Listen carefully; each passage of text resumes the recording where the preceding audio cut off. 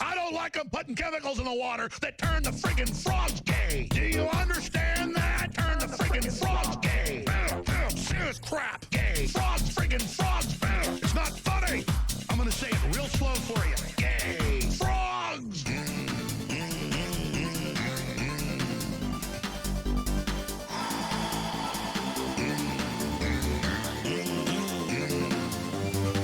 Won't you fight for your life? Gay. Frogs, friggin' frogs. I don't like them frogs. Gay. Friggin' frogs. Frogs.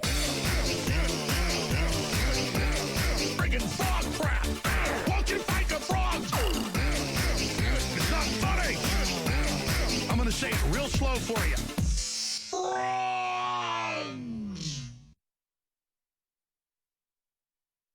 You die. Murder. government documents. And I walk out and everybody goes, Albert,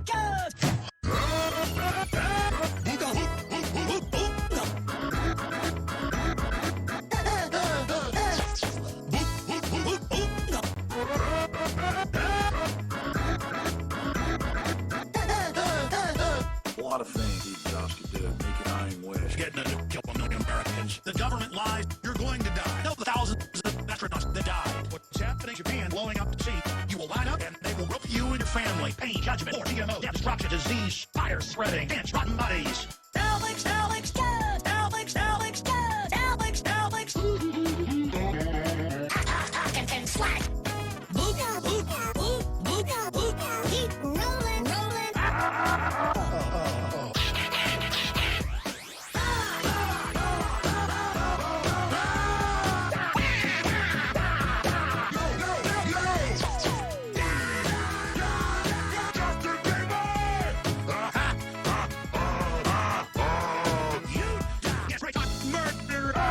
Government documents.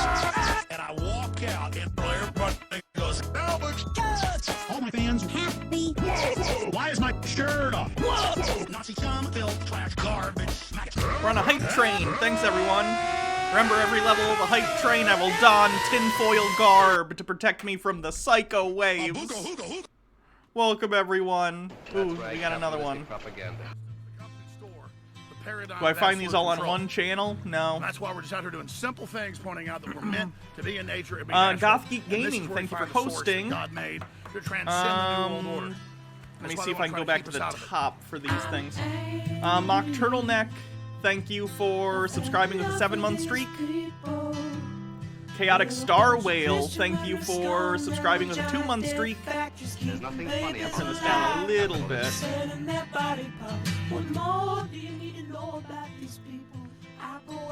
Let's see, we have... Sorry, I'm a little behind.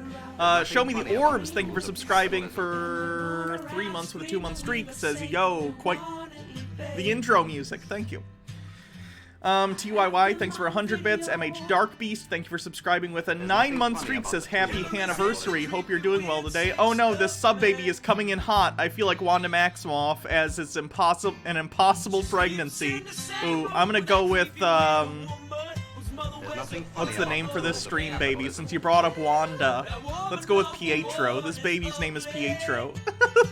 Innsmouth Swim Team, thank you for gifting 5 subs to the community. Jody Girl 78 with 100 bits. Thank you. Malachi the Evil Wizard, thank you for subscribing with a 2-month streak. That XY Girl with a cleanse for later. Thank you. Oh yeah, that's great. I saw that on Twitter earlier. Akari of the Light, thank you for subscribing with Prime, the Profane Priestess with 20 bits. Successfully explained being trans to my mom. Borrowed Abigail Thorne's analogy about a shitty job. Hey, good. I'm glad that worked. New Leviathan, thank you for subscribing with Prime. Jody Girl 78, thanks for 100 bits. Chaotic Star Whale with 50 bits. Malachi the Evil Wizard, thank you for gifting a tier 1 sub to the community. We're at 60% of level 4, not too bad.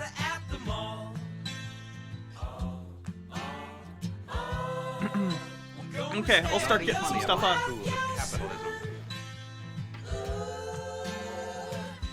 Ugh.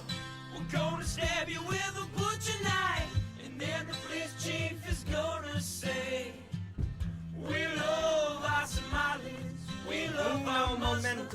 Oh, they're so good, oh, they're so sweet. I was watching Fox News as I worked out this morning. There's nothing funny about the tools of capitalism.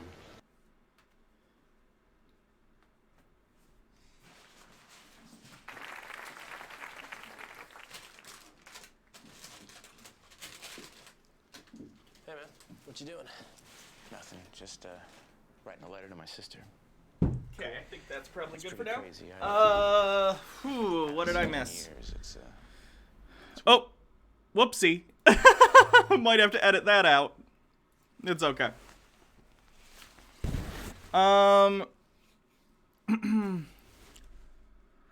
Verboten with 30 bits says the fact that songs are actually good, I'm going to play them while cleaning. None of my family speaks English. Good. So, nice. Janet Peace, thank you for subscribing. Solomon52, thank you for gifting a sub to the community. That XY Girl, thank you for gifting a sub to the community. C Wyatt2285, thank you for gifting a sub to the community. We are 37% of level 5. We're doing pretty good.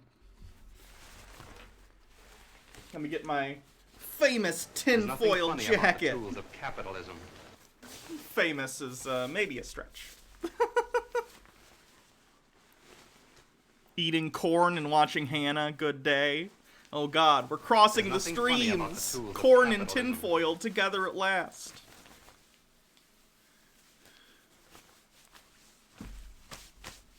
That looks okay with this shirt.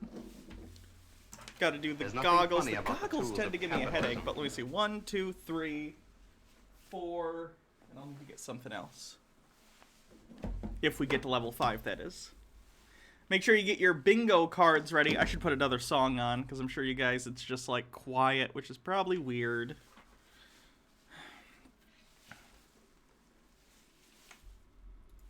I will your leftist ass like corn on the cob. I'm ready. I will eat your ass. I will your leftist ass like corn on the cob. I'm ready. I will eat you. There's nothing funny about the tools of capitalism. A honeybee, thank you for subscribing with an 8-month streak. Almost got a stream baby for you, too. I'm starting to think about having to eat my neighbors. You think I like size it up? I'm gonna haul him up back chain. Chop his ass up, size it up. I'm gonna haul him up back chain. The corn reloaded. Creeping Darkness for 20 bits says that. Bardlock Moses says 50 bits for the train. Thank you. 56% of the level 5 hype train with 2.5 minutes. We might just do it today, folks. We might just do the hype train.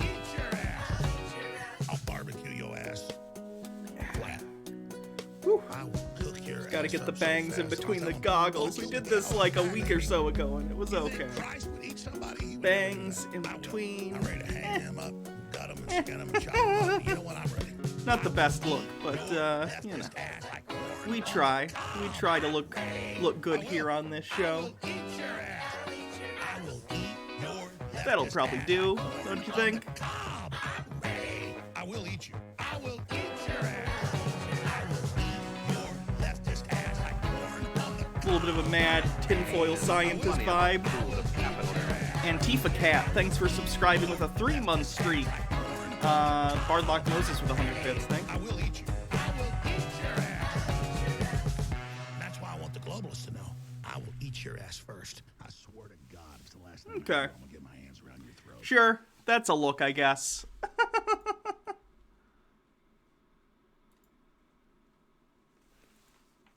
Oh, that's just a There's straight up nothing funny video. about the tools of capitalism. I don't want to see him kissing goblins. 74 Quinn 74, thank you for gifting a sub to the community. We're at 92% of the level 5 hype train with 92%. We might just do it, we're so close. Ingratiating goblins. In bed with a goblin. I don't want to see him kissing goblins. Ingratiating goblins. There's nothing funny about the tools of capitalism. Mock Turtleneck, thank you for gifting 2 subs to the community. Kohaku295, thank you for gifting a sub to the community. Charging into a goblin's The last thing should be the earrings. I could do the earrings. They're not, they're gold, but sure, that's shiny, that'll count. We did it, 142% of the hype train. I'm not expecting him to not get dirty sloppy. There's nothing funny about the tools Let's of try and get these capitalism. earrings on, chat. I'm gonna have to take these gloves off for a second to do it. Bumble Homestead with 1,000 bits. The neighbors with the Trump flag are now giving my kid the stink eye since they saw her in a rainbow sweater. Fuck 'em! Make sure you get your bingo cards ready for Tinfoil Tuesday, because today's gonna be a wild one. Let me tell ya.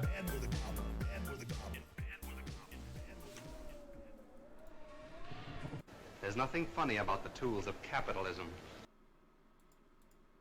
I don't like them putting chemicals in the water that turn the friggin' frogs gay. Do you understand that? Turn the friggin' frogs gay. Yeah, if I start getting a headache from the goggles, I'll wear them as a necklace. It's not funny. I'm gonna say it real slow for you. Gay frogs.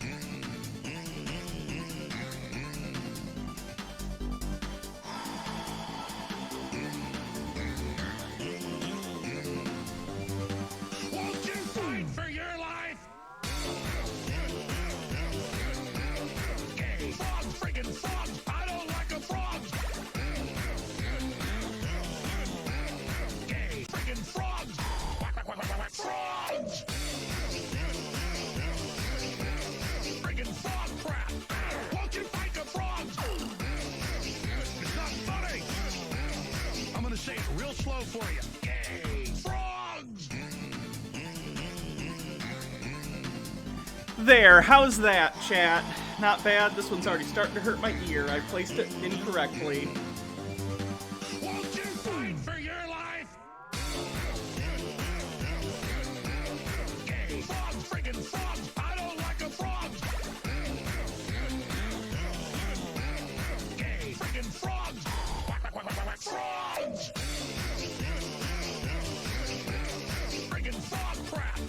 Won't you fight the frog? Still kind of hurts. We'll see how long I can keep those on for. Maybe it's too tight. I don't know. Slow for you. Gay frogs.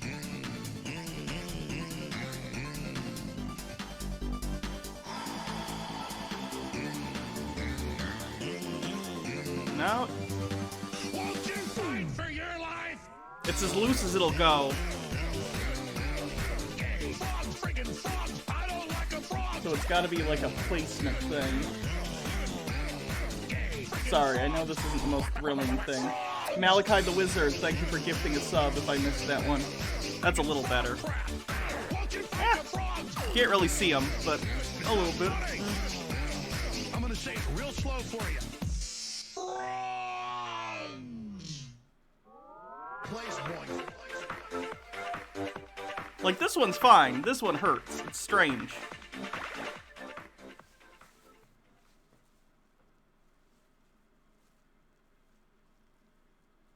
Ow, motherfucker. Yeah, I just need to get my ears pierced at some point, honestly. What do I do, Lord? Destroy the child. They're demons. I know your mustache is cool. Destroy You got the little child. gold frame glasses. I will go to hell. Child. I'm animated. My heart's big. Start your journey to super male vitality. That one's a little better, I think, the placement on that. Fight Okay. too. We're gonna stomp your ass in the ground, you little. I'll keep them on for as long as I can, which won't be very long. Humanity's gonna come together. Ah! Ah! We know we're under attack.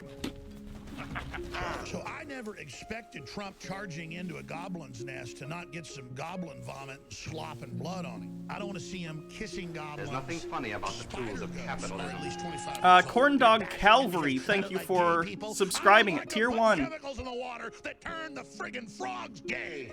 Gay. Ear piercing stream? No. Okay, nope, I can't.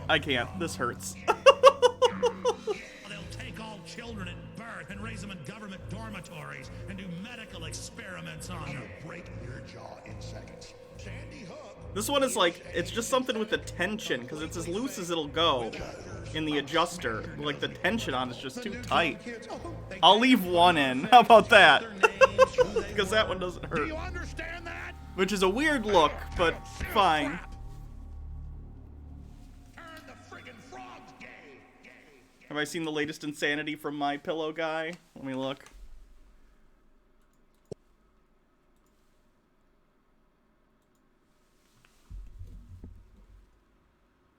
This is a parody. This is a satire website, I think. This is a satire website, guys. This has been going around. This is satire. I know it's funny, but it is satire. He didn't actually say this. Lindell, Capitol rioters were drugged by Antifa sluts. It is funny. But if you see it, and you see people taking it seriously, be aware it's satire. Like, here's another article. QAnon followers want Trump to name JFK Jr. special prosecutor. Just saying.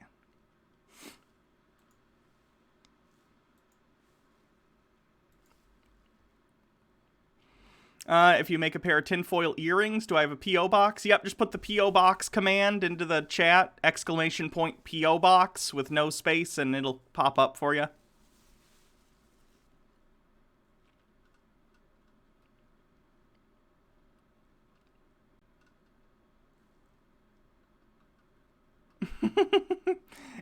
SBSOCT says, I'm an Antifa, and I'm thirsty as fuck. Can male Antifa members be sluts? Of course.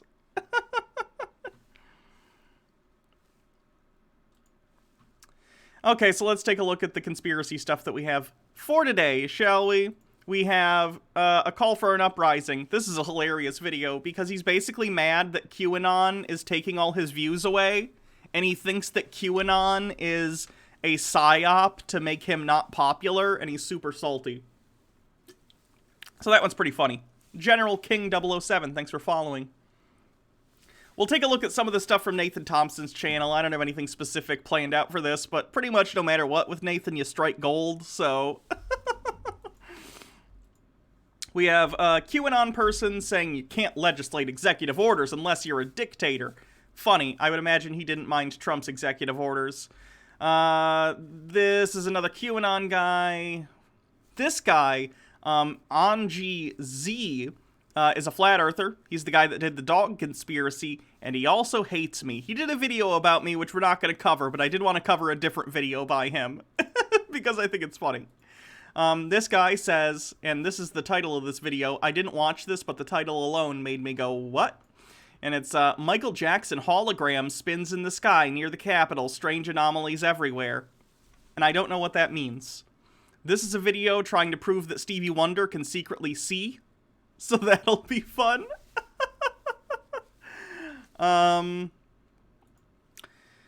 Taboo Conspiracy, I think, wants to marry his cousin, and he thinks that someone is hurting his bloodline by not allowing him to marry his cousin. So we'll take a look at that. This is Flying Humanoids, and I think that's all the stuff I have today. So we'll take a look at all this. Holograms, yeah, it's holograms. Can we check off Flat Earth already? No, you gotta wait till it comes up organically, even if we know it's coming. Still, it's not how bingo works. Did I see the guy running for governor in Michigan who says he'll cancel Black History Month? His name is Austin Chenge, and of course my black family said they'll still vote for him because he isn't Whitmer. Gross. That's disgusting. He mentions me at the end of that. Who does? Call? That'd be funny.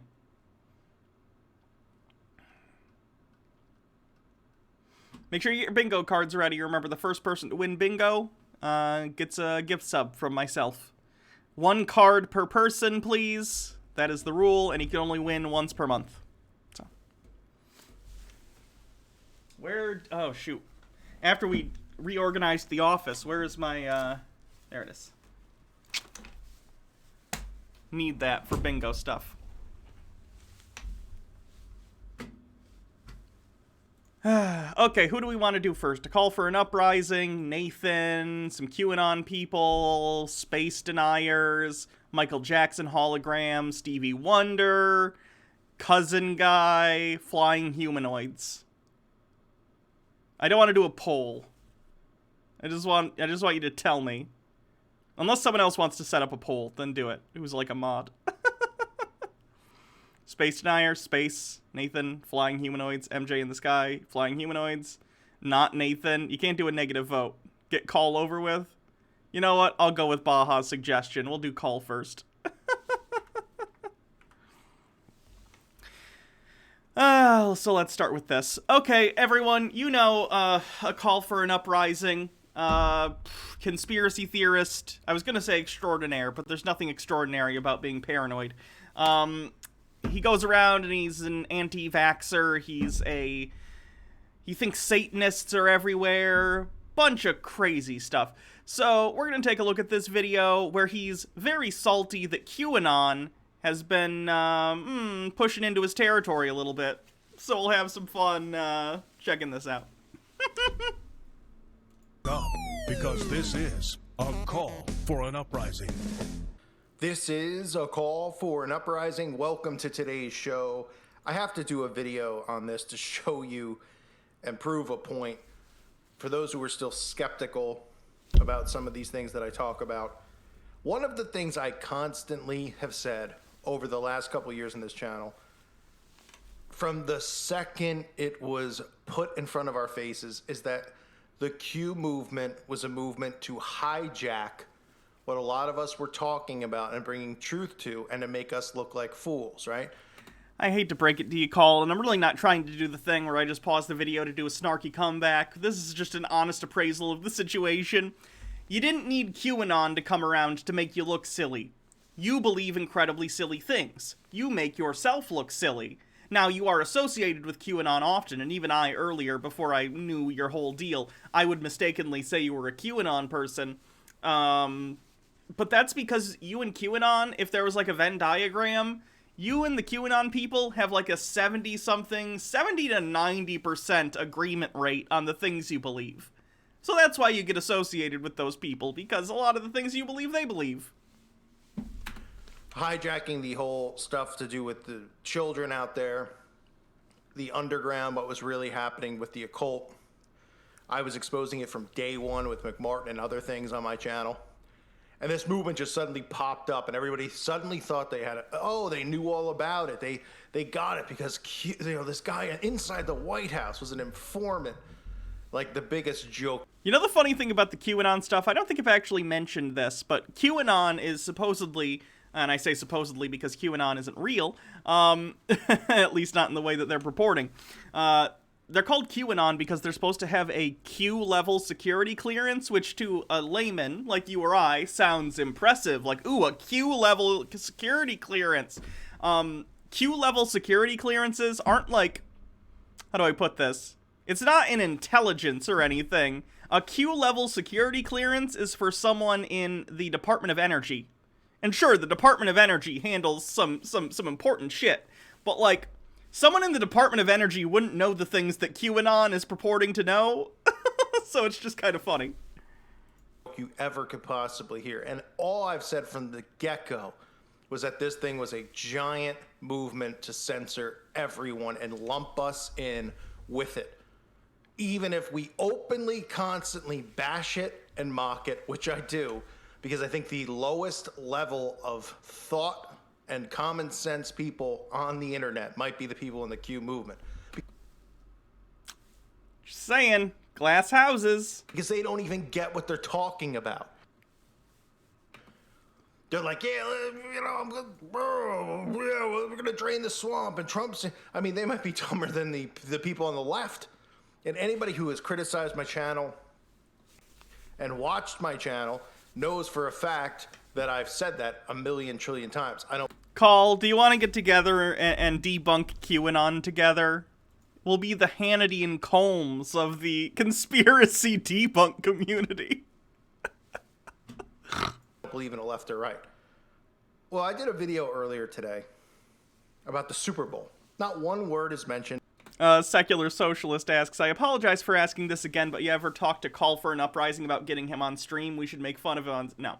I would never... There are plenty of people I would have on stream. Even someone like Nathan Thompson I might have on stream someday. But no. A Call for an Uprising is a really, really bad guy. I don't think I would ever host him on stream ever. And about Q. Fair question, though. I understand why you asked that question. Not to mention he's really transphobic and homophobic, and I doubt he would ever entertain coming on my stream. Not one word is mentioned about some of the stuff I'm about to read you, but I clicked on a link, a link to my own video because somebody commented. I wanted to read the comment, so it brings you naturally to your page, the video you put up, the page, right? And right underneath it, I have one of these Wikipedia things, right? And what used to happen would be like, if you tag a video and you put in Illuminati, if you put in Freemasonry in the tags, right? The same thing happens now with the C19er. Wiki will put up this thing deflecting off of what you're saying, pretty much saying, okay. Yeah, they're fact-checking you. There's actually one on this video which is funny about QAnon. I get these on my videos too, even though I'm already debunking these things or talking about how they're untrue. And this is because YouTube, in the past couple years, or I don't know exactly when they instated this, but they stopped just using the tags and they started using the same system that creates the closed captions for YouTube, which have improved vastly over the last 5 years. I give Google a lot of shit, but their actual, like, speech detection stuff has gotten really good. It's not perfect, but it's quite good. They started using that, and they'll take the transcripts of the closed captions on the video, and they'll cycle through and read the words that you're actually saying. Like, everything I'm saying right now, once this gets uploaded to YouTube, we'll go through the YouTube, like, algorithm, and they'll pull out every word I say, up to and including the stuff that involves, like, Q stuff, which is probably why on my video, if you're watching this on YouTube, there's probably a little, like, Wikipedia thing about the Q thing, just like on his video, because it doesn't detect context. It just talks about, or it detects, rather, when you're talking about a subject, and if it's the subject that's contentious or tends to involve a lot of conspiracy theories, they will fact-check it underneath just in case, and there's nothing wrong with that. That's fine. Call for an Uprising seems to be mad about this because, again, via this, it looks like he's talking about QAnon stuff, but the thing is, he is talking about QAnon stuff, even if he's not directly endorsing it in so many words. He's still discussing it. I get these things on my videos, too. Just don't say it if you don't want it to come up in your video. But the thing is, you talk about a lot of the same stuff as Q. You talk about, like, the idea of, like, oh, there's Satanists in the highest level of government that are doing such and such things to children. So that's why. It's because you believe the same things as QAnon and you get associated with them. If you don't want to be associated with how stupid QAnon is, stop believing most of the things the QAnon people do. You're crazy. Giving you the real answer of what it is before, right below the video, before you can even get to my description or anyone's description or into the comment section, right? So I do this video. All I'm talking about is one. Watch the video. If you haven't seen the video, it's called the Super World Order. It's about the One World Order. It's about some of the stuff they played yesterday. I thought about doing that video. He did some videos on the Super Bowl and the Super Bowl halftime show and pointing out what he thought were like satanic symbols. Oh wow, a call for an uprising saw satanic symbolism somewhere. Someone call the news. It was just the same stuff he always does though. He's like, look, there's a star, so I think it's satanic. Silly stuff like that. I thought this was more interesting. Out a One World Order, and I show the repetition with one, talk about how, so many songs are titled one, like you think U2 got together with some of these other bands, and they're all like, let's call a song One. Ooh, I love One. It's my favorite number. And that's how the whole... One is actually the loneliest number, Call. You would know that if you had any sort of culture, okay? Be a man of culture. Whole thing got together. I mean, it's about a One Dude Spanking Dudes asked, tomorrow is my birthday. Will you be streaming, Hannah? Yeah, I'll be streaming tomorrow. World Order. Because that's what the New World Order is. It's about one. That's what the Tower of Babel's about. One. That's not what the Tower of Babel was about. The Tower of Babel was about human beings, and again, it's not like the Tower of Babel actually existed in the first place. It's part of, like, Judeo-Christian mythology. It's not a real thing that happened. The Tower of Babel was supposed to show, like, human beings' power, right? It wasn't about one. It was about everyone in society in the story coming together to build this tower to show how powerful they were in their unity, and then God saw that and went, or at least the, Judeo-Christian God saw that and went, can't have that, can't have human beings working together, so he made them all speak different languages, and then they spread out all across the earth. You're not even getting the story right, Call. Come on, I'm not even religious, and I know that story better than you. So, I scroll down, and I'm linked on Wiki in my video to Q. Again, because you do nothing but concern troll about Satanism, just like a QAnon person. Q is not tagged in my videos. I would never tag Q. One, because I'm not stupid, because I'm not looking to be targeted. Two, because I want no affiliation or association with it, because I don't believe in the left or the right. So I sure as hell don't believe in Q. Yeah. For those who don't know, A Call for an Uprising believes that, political parties are a psyop. He believes that there is, he thinks that, someone like Joe Biden and Donald Trump are literally, behind the scenes going, ha ha ha, they believe that we disagree with each other, those silly, silly plebs. And there's a grain of truth to some of what he's saying. I'm sure wealthy people definitely see themselves more on the same side, than they do, with fellow poor people who are, partisanly on the same side. I understand, and that's an issue with, wealth distribution in the United States and around the world. But that's not what he's talking about. He thinks it's a Freemason, Illuminati conspiracy theory thing. And it's not. So. And this is what it says. Q is a disproven and discredited far-right conspiracy theory alleging that a secret cabal of Satan-worshipping, cannibalistic peas, let's just say creeps, peds, is running a global child ring and plotted against former U.S. President Donald Trump while he was in office. Nothing in my video has anything to do with Donald Trump, with Q, with these idiots who fell into this movement, who suddenly, you know, these are the people that people like you and me have been yelling at for years, right? Trying to... What's the saying? Hang out with dogs, catch fleas, something like that. I understand that you're not a QAnon believer explicitly, Call, but you share so many of the same beliefs. Can you really be surprised when people put you in the same group? All you do is talk about how you think there's this secret, like, organization of creeps, let's call them, since that's what you called them. Creeps and Satanists in the government. Like, that's a bulk of the QAnon belief. Now, they're partisan about it, which is kind of funny, but, like, you still believe the same things. You're just a non-partisan QAnon believer, basically. Wake up. Lie with dogs, wake up with fleas. Yeah, that's the saying.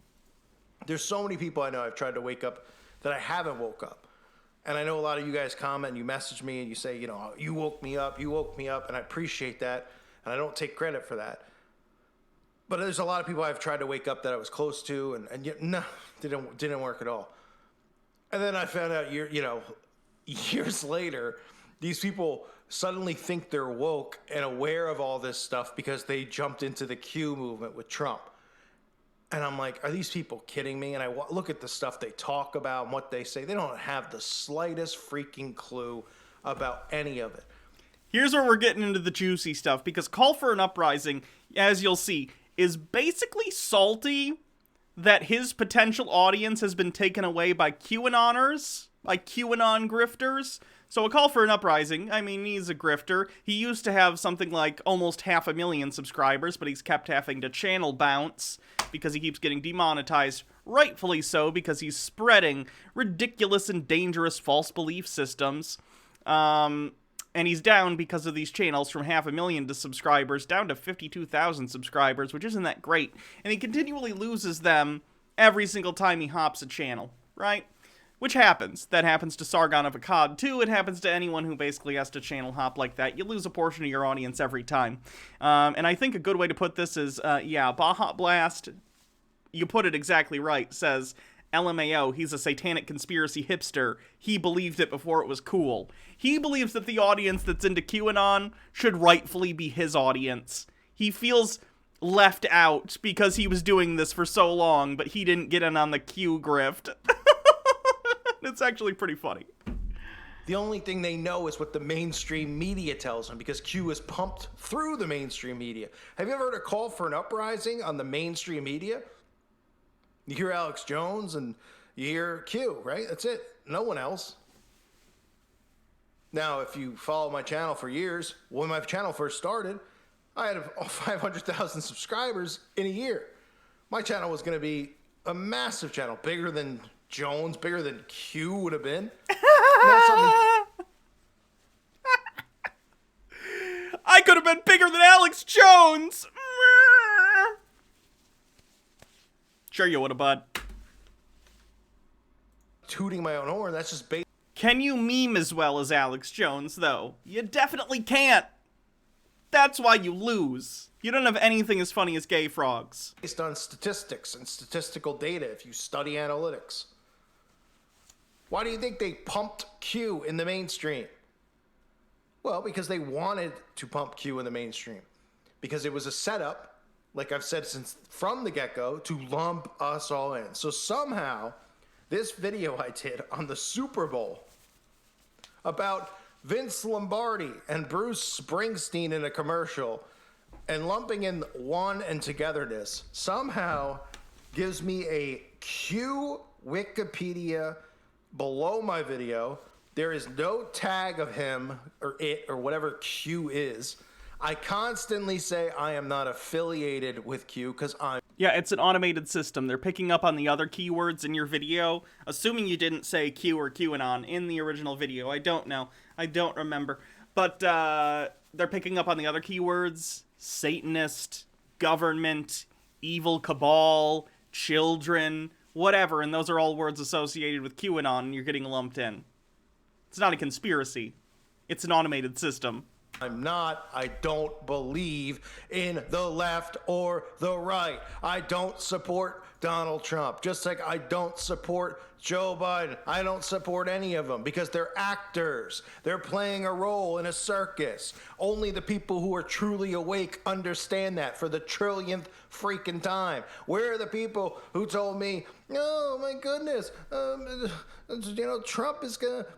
he's the chosen one from God. He's going to change the world. He's going to drain the swamp. They're still believing it because they don't have enough faith in Christ. They have faith in people. I like that even a call for an uprising who has a tenuous grasp on reality at best, even he's like these stupid Trump supporters. Yeah, he doesn't vote. He doesn't think voting does anything. I'm very glad he doesn't vote. A call for a rainbow is better, not gonna lie. I agree. I should say. I miss a call for a rainbow. I hope they come back soon. But this is what YouTube does, and this is why and how they constantly get channels like mine demonetized, shut down, unable to do the work that they're trying to do because they lump us into this nonsense. Let's be clear, QAnon or no QAnon, you promote ridiculous, dangerous conspiracy theories, and no one wants to be associated with that, so you'd be demonetized either way. When not we all, but I mean the majority of true channels, whether we like each other or not, all think QAnon's nobody sits there and is like, yeah. More people believe, not that it matters, it's a bullshit belief, but call for an uprising. More people believe in QAnon than even know you exist. And I think that's why you're mad. You're mad that you didn't get on the grift soon enough. It is what it is, though. You gotta deal with it. God, these earphones are hurting me again today. Ugh. Oh, that's legit. That's the real deal. I wouldn't be surprised. They might put it underneath this video because I said the word Q. The letter Q or the name Anon. I just call it Anon. Let's call it G-Anon. Guess what the G stands for? It's a 3-letter word. Or we can call it the way it is with the Q/Anon, but then that would be a 5-letter word. In the middle of it would be weird. Get it? Because that's what it is. The censorship movement that continues on the internet. Lumping all of us in. So this is on my video, the Super World Order. Video that has nothing to do with what they're claiming it has to do. It'll just give them another reason to strike and flag. And I'm getting oh so close to doing something about it in, the form of taking it to the streets. And not violently. No. What are you gonna do? I'm gonna go picket. I'm gonna give him a charitable interpretation because he's saying nonviolent. I want to see a call for an uprising out in front of Google's headquarters being like, stop putting QAnon on my videos. Oh my god. Stop putting QAnon on my videos. I just believe that there's nonpartisan Satanists. I don't believe in partisan Satanism. Nothing like that. I've had enough. And I don't care if people are like, what's a privately trade? They can do whatever they want. It's their company. Well, it's almost like the bakery shop, right? The bakery shops that wouldn't sell wedding cakes to people who went down a certain highway that had to do with Hershey Kisses. Oh, well, that wasn't allowed. What are you talking about? That court case said they absolutely could decide that. He didn't even figure out the actual court case. They said that's okay. They said that they can choose not to make that cake. You're interpreting it exactly the opposite of what actually happened.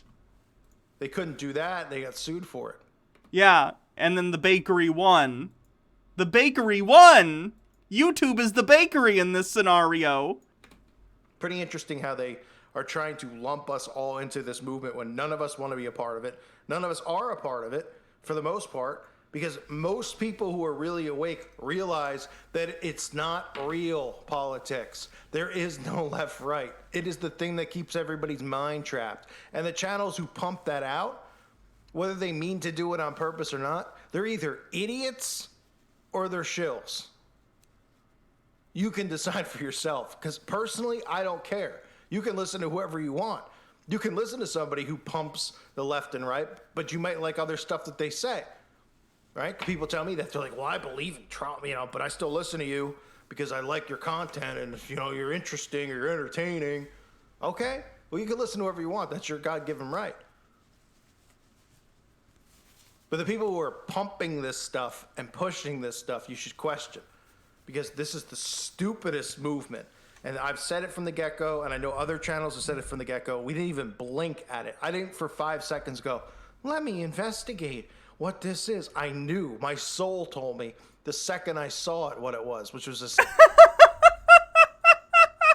So it's not even that he actually, and for the record, yes, QAnon's total bullshit for a variety of reasons, but it's not even that he looked at it and analyzed it and actually made, like, the correct determination that, like, yeah, this sounds sus. He just had a gut feeling, and his soul told him it was fake, whatever that means. PSYOP by the CIA. And nothing has shown me any different, or anyone else. Because now, instead of looking for the Al-Qaedas in the caves, our whole country's looking at us. Because you're more dangerous. Right-wing conspiracies, and I know you don't want to be considered that, but your beliefs tend to fall in line with more right-wing beliefs than left-wing beliefs. And yes, the dichotomy there does exist, whether you want to say it doesn't or not. It does. Right-wing conspiracy theory-driven terrorists are more of a threat than, like, Al-Qaeda or ISIS or whatever, at least to us in the United States. We saw that on January 6th. And A Call for an Uprising thinks January 6th was like a false flag or something. He's wrong. So, yeah. Stop radicalizing people. Wanting to, take away our speech and imprison us, and they think we're threats. I mean, even people here like myself who are sitting saying, I'm not associated with this crap. They're still lumping us in with this crap. I want no part of it. So stop tagging me in it, YouTube. You bunch of douches. Oh, got him. Got him.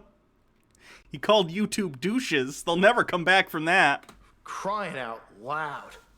I've never seen anything more ridiculous in my life. I'm sorry. I needed to vent after I saw that. The fact that I'm getting lumped in. And that's under one of my videos without...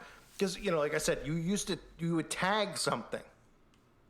That's how it will come up. If I did a video about Freemasonry or about the Illuminati, right? They'll immediately try to deflect. They'll be like, the Illuminati was just, was a group, but it was disparaged in 1776, or, the Freemasonry is an organization, but people say that they're the secret society doing really shady things. They try to deflect.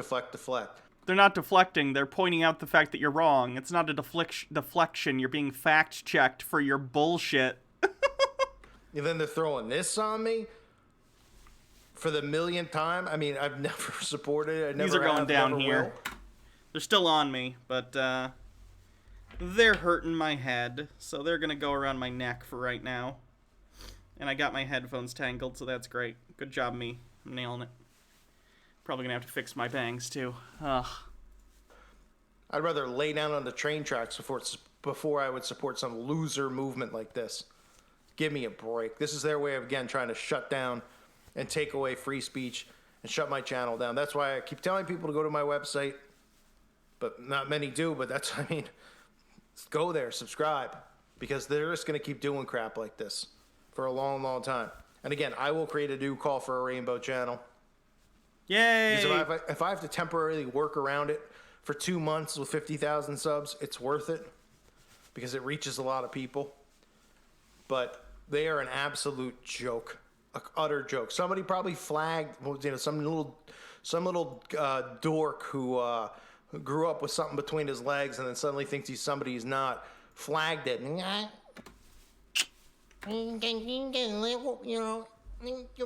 Yeah, it's a really good impression of me. That's definitely exactly what I sound like.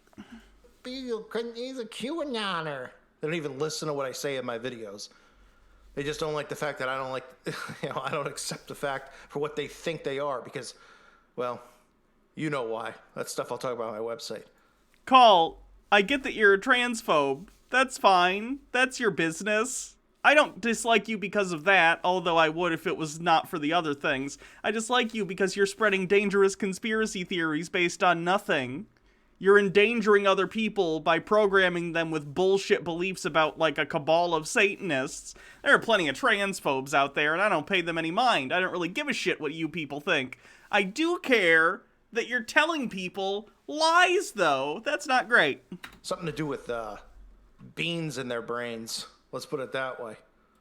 My voice suddenly changed. I wonder what that's about. Yeah, that's voice training. I'm working on voice training, which is actually kind of an arduous process. Thanks for noticing. I appreciate it. Oh, do you think you need help? Huh. Wonder why. Freaking joke. They flag it. He's Q. And then YouTube's like, yeah, he must be Q. He's talking about, he's got a Illuminati symbol in there. He's talking about, we're gonna put that in there so people don't lump me in with this crap. Okay? I will not be associated with any douchebag movements like Q. Thank you for listening to today's show. Thanks for letting me vent. God bless all of you and your families. Oh, Call. Hi, Call, by the way. It's good to know you watch my videos. Yeah, here's the thing. The reason you get called out for QAnon stuff is because, like I said earlier, you believe basically the same exact things as QAnon, except you think it's nonpartisan. You're just a different flavor of Q. And I don't care that you came first. Hydrox came before Oreos, but you don't think about Hydrox when you want that kind of cookie. You think about Oreo. You're Hydrox to QAnon's Oreo, and you'll never be any better than that. You're going to continue to jump channels until no one's left to give a shit about you.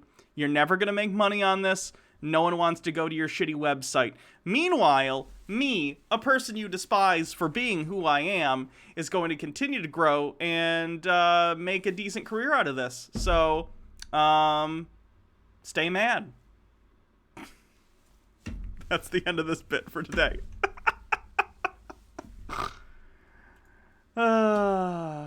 Let's do bits messages and then we'll move on to the next thing.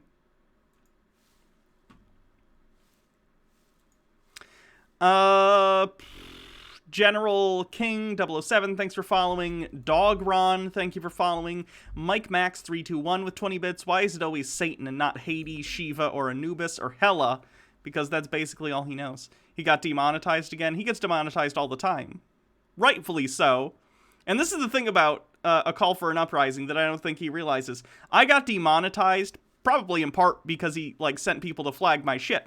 But the thing is, mine got fixed and I got remonetized because I don't do things that are wrong. Funny how that works, huh? Wagroads13 with 100 bits. Thank you. That XY girl with 50 bits. Hannah, do you have your eye on some better headphones? You mentioned that your current pair hurts. Yeah, I actually just bought these recently, but the shape of them is, I'll show you. They're like this, which is supposed to conform to your ear, but it just doesn't fit mine, and it hurts a lot. So I gotta figure something else out. Bardlock Moses with 100 bits says, QQ, call for an uprising, QQ. Daddy Sume with 20 bits, I have arrived. Chillins, welcome, Daddy Sume. C Wyatt 2285 with 45 bits says, get him. I'm 99% sure the Hydrox Oreo thing happened because Hydrox is a terrible name for a cookie. Hold on. Hydrox. Hydrox is a cookie, and they were basically Oreo cookies before Oreo cookies, and then Oreo was the off-brand. But the thing is, Oreo sounds like a cookie. Hydrox sounds like a cleaning solution. So, I don't know. I've never had Hydrox. Maybe they're better than Oreos. I would have no way of knowing.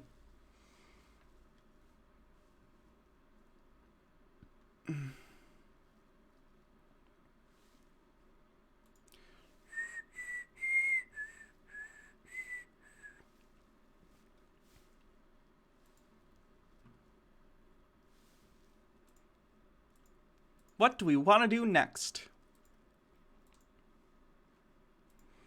I think I want to do this one. One sec. text message.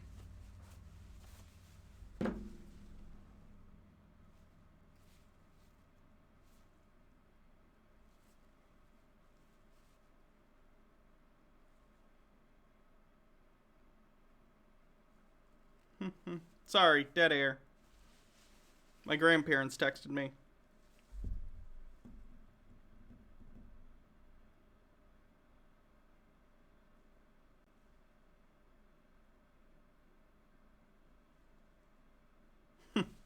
Sorry, my grandparents were just letting me know they got their 2 doses of the vaccine, so that's nice.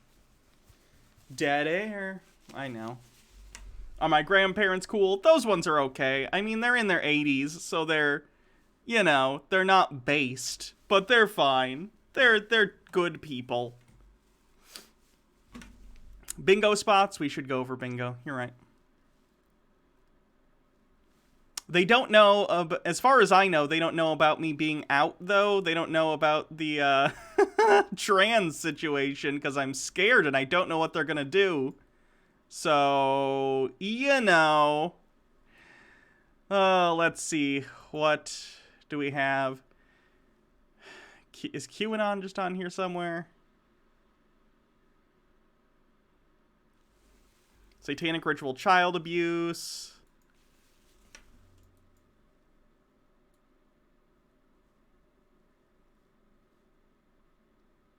Illuminati Freemasons.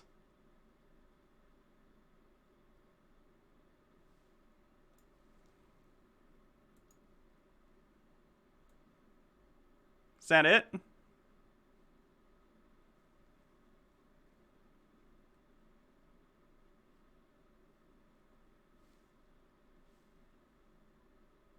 Did he say my research? False flag? What would the false flag be? Well, he thinks it's a psyop. Psyop's a little different than a false flag. Deep state, sure.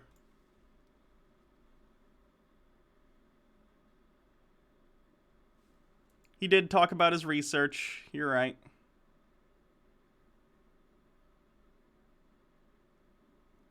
Okay, so we have deep state, satanic, ritual child abuse, my research said not by a researcher, and Illuminati Freemasons. I don't think the gay agenda. He was just being, like, homophobic. That doesn't necessarily mean the gay agenda.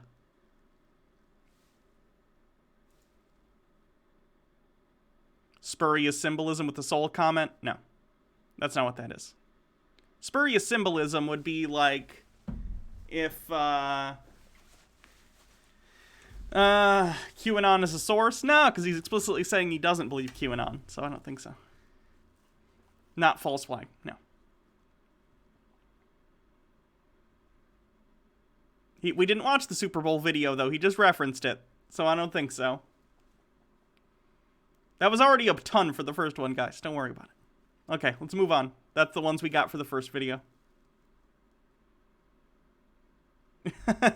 When I have to publish my name change in the newspaper, just send the clipping to my grandparents. That's a weirdly passive-aggressive way of coming out.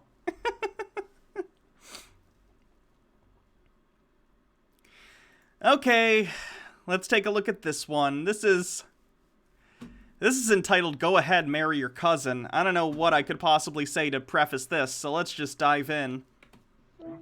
Welcome, everyone. This is Taboo 2. I've been sitting on this topic for a couple of years, worried about the repercussions of going public with the concept, but the idea keeps scratching at me, and since I'm not trying to win any popularity contests here, and my channel is called Taboo for a reason, I decided to go ahead and present the idea, which I hope leads to further discussion because I actually believe this is important. Let me begin by saying that this issue has nothing to do with me. I'm happily married to a person who is not my cousin, and we've been married for 19 years. I never knew my cousins for most of my life, and they're all like 20 years older than me, and so you can dispense with those knee-jerk personal attacks as this isn't some sort of hidden desire of mine. No, I think I'm gonna do them anyway. But I do believe that we've been tricked over the last 200 years into believing a falsehood that has allowed powerful families to maintain control over you as they care about their bloodlines. In contrast, you probably have no interest in your bloodline, and your lack of it. This is unironically from It's Always Sunny, the McPoyle bloodline joke, but he really thinks it's real. Oh my god, he's falling for the pure bloodline meme. Interest was designed that way. But many of you are probably laughing to yourself, Yes, because this is stupid. thinking of all of the inbred and deformed royals who somehow didn't get the memo that they weren't supposed to marry their cousins. But I asked Yeah, we you, didn't know about genetics back in the day. It was thought untrue that it was thought, how do I put this? They believed falsely that they could strengthen and purify their bloodlines by intermarrying within families. They were wrong. As it turns out, genetically, inbreeding is a really bad idea. what if that memo was instead written by those royal families, and they laugh at you for your unquestioning gullibility? Here's a hypothetical for you. Suppose marriage between cousins was encouraged in today's society, and there was no alleged health reason to not marry your cousin. With this hypothetical environment in mind, let's suppose you married your first or second cousin. Your parents were cousins, and their parents were cousins, and so forth. Ask yourself this question: what would your family be like now? Inbred. They would be very inbred, and any genetic conditions that were already prevalent within your family's genetics would be exacerbated. It would be terrible. You would also be much more likely to be susceptible to, like, genetic defections and illnesses, and oh god. Would you have a closer bond to your family? No! Would you have a closer bond to your spouse? No! I don't want... Would your children have a stronger bond with their family? Would you despise your in-laws, as many of us do? Or would you have an impenetrable familial bond?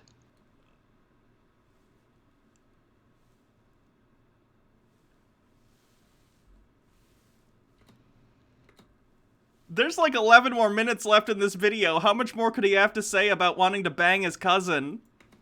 Do you think it would have an impact on maintaining wealth in your family and long-term objectives? What about geographic proximity?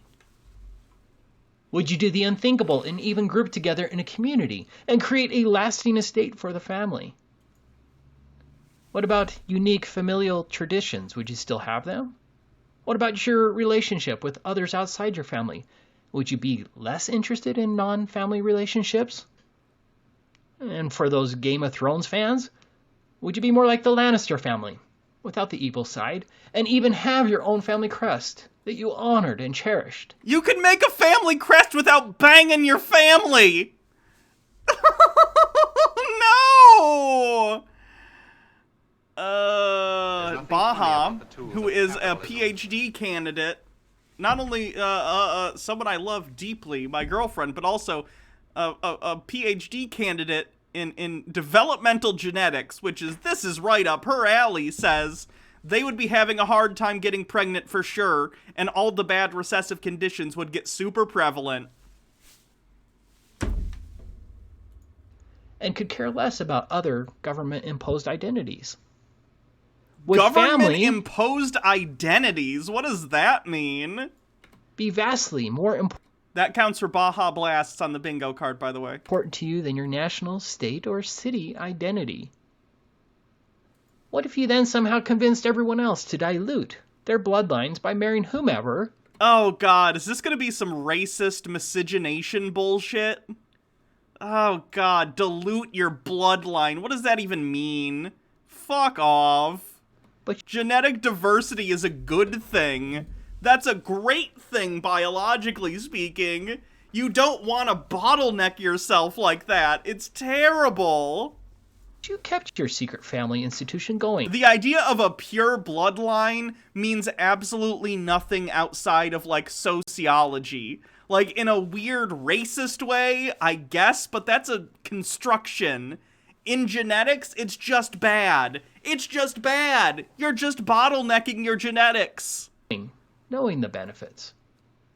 Would your family become more powerful while others become less so? No! Whether or not you're inbred...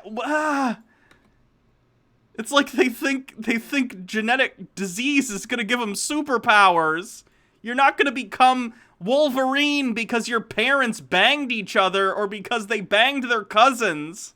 Now, I hope the honest truth seeker is starting to see why I'm making this video. Now, this question may seem irrelevant, but how many people in society, when they think of colloidal silver ingestion, think of blue-skinned people like this?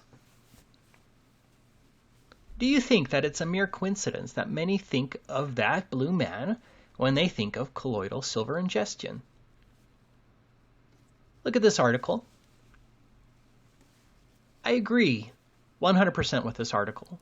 The blue man theme was created by the pharmaceutical industry to scare you from using a very effective natural remedy that's an amazing cure for many ailments. Or how about this? He took a bunch of colloidal silver and turned blue! Probably that one, huh? Because of indoctrination in the media, the evil cabal was able to take a single or handful of cases out of millions of users to create a false illusion that everyone who ingests colloidal silver is going to turn blue. Hundreds of thousands of people die each year from pharmaceutical drugs, but no one thinks of that fact when they swallow pills from the pharmacy. Yeah, I'm less concerned when something gets passed by FDA standards. Funny how that works. It's fascinating how easy it is to manipulate humanity. As another example, let's say one child in America dies from polio who didn't receive the vaccination because his parents don't believe in vaccinations.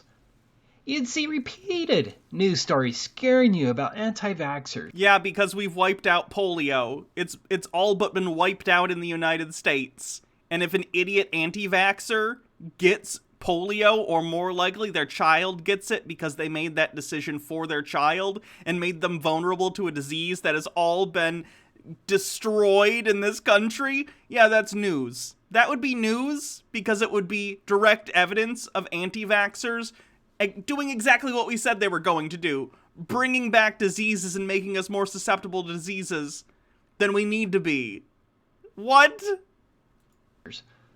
However, you'll not see a single news story covering the tens of thousands of children who die shortly after being vaccinated every year. Oh my God. There's no indication that these children died because of the vaccine, unless they're people who specifically suffer from some sort of allergic reaction, which is incredibly rare.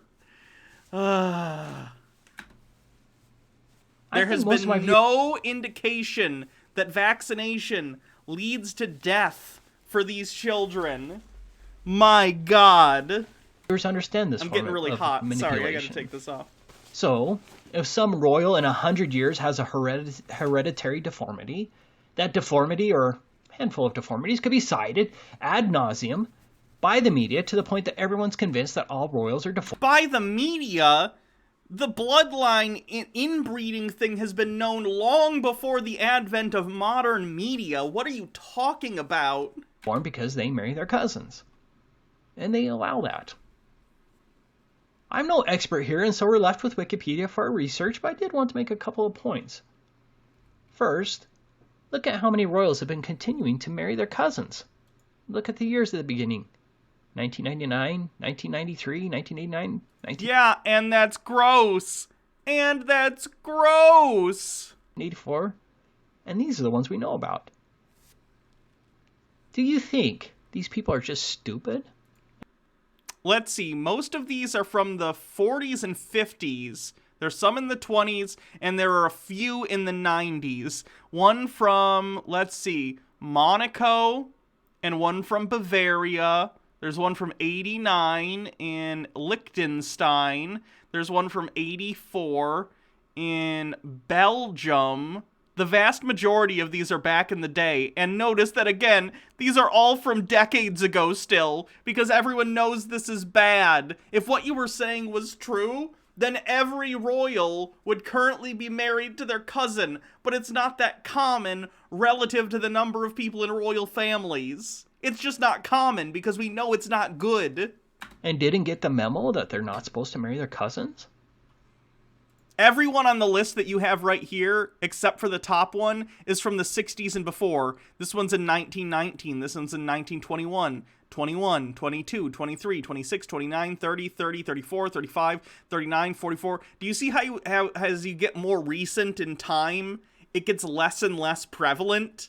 It's because with the advent of modern technology, with the advent of medical science, and people learning that these things are not good for their families, genetically speaking, not good for their children, they stopped doing it. The most recent one on this list is from 40 years ago. And these are the open ruling families. What about the hidden royal banking families? Like the hidden royal banking families. That's gonna be a big ol' thinly veiled anti-Semitism on the bingo card. The Rothschilds. That question brought me to this article from Discover magazine, which I'd like to read to you, in part. In Paris, in 1876, a 31-year-old banker named Albert took an 18-year-old named Bettina as his wife. Both were Rothschilds, and they were cousins. According to conventional notions about inbreeding, their marriage ought to have been a prescription for infertility and enfeeblement. In fact, Albert and Bettina went on to produce 7 children, and 6 of them lived to be adults.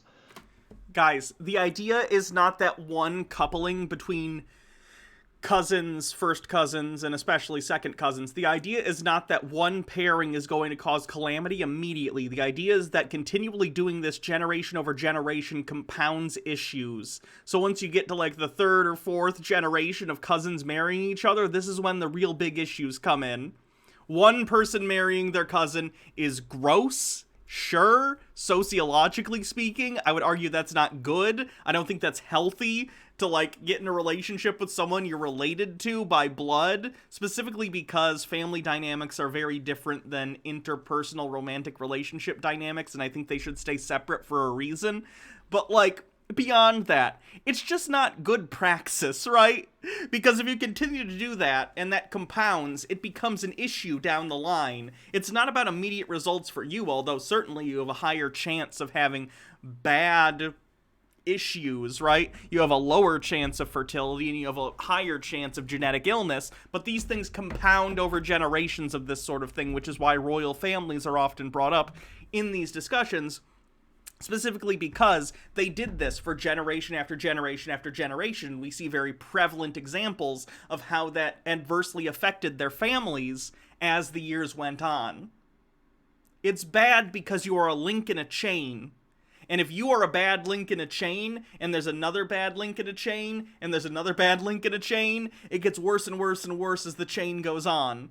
It's destructive, and it's bad, and it's not fair to your kids if you're planning on having them. Moreover, for generations, the Rothschild family had been inbreeding almost as intensively as European royalty, without apparent ill effect. Despite his own limited gene pool, Albert, for instance, was an outdoorsman and the 7th person ever to climb the Matterhorn. The American DuPonts practiced the same strategy of cousin marriage for a century. Charles Darwin, the grandchild of first cousins, married a first cousin, and so did Albert Einstein. Yes, it used to be more prevalent back in the day because of our lack of understanding about genetics. There's a reason it stopped being prevalent. That's fascinating.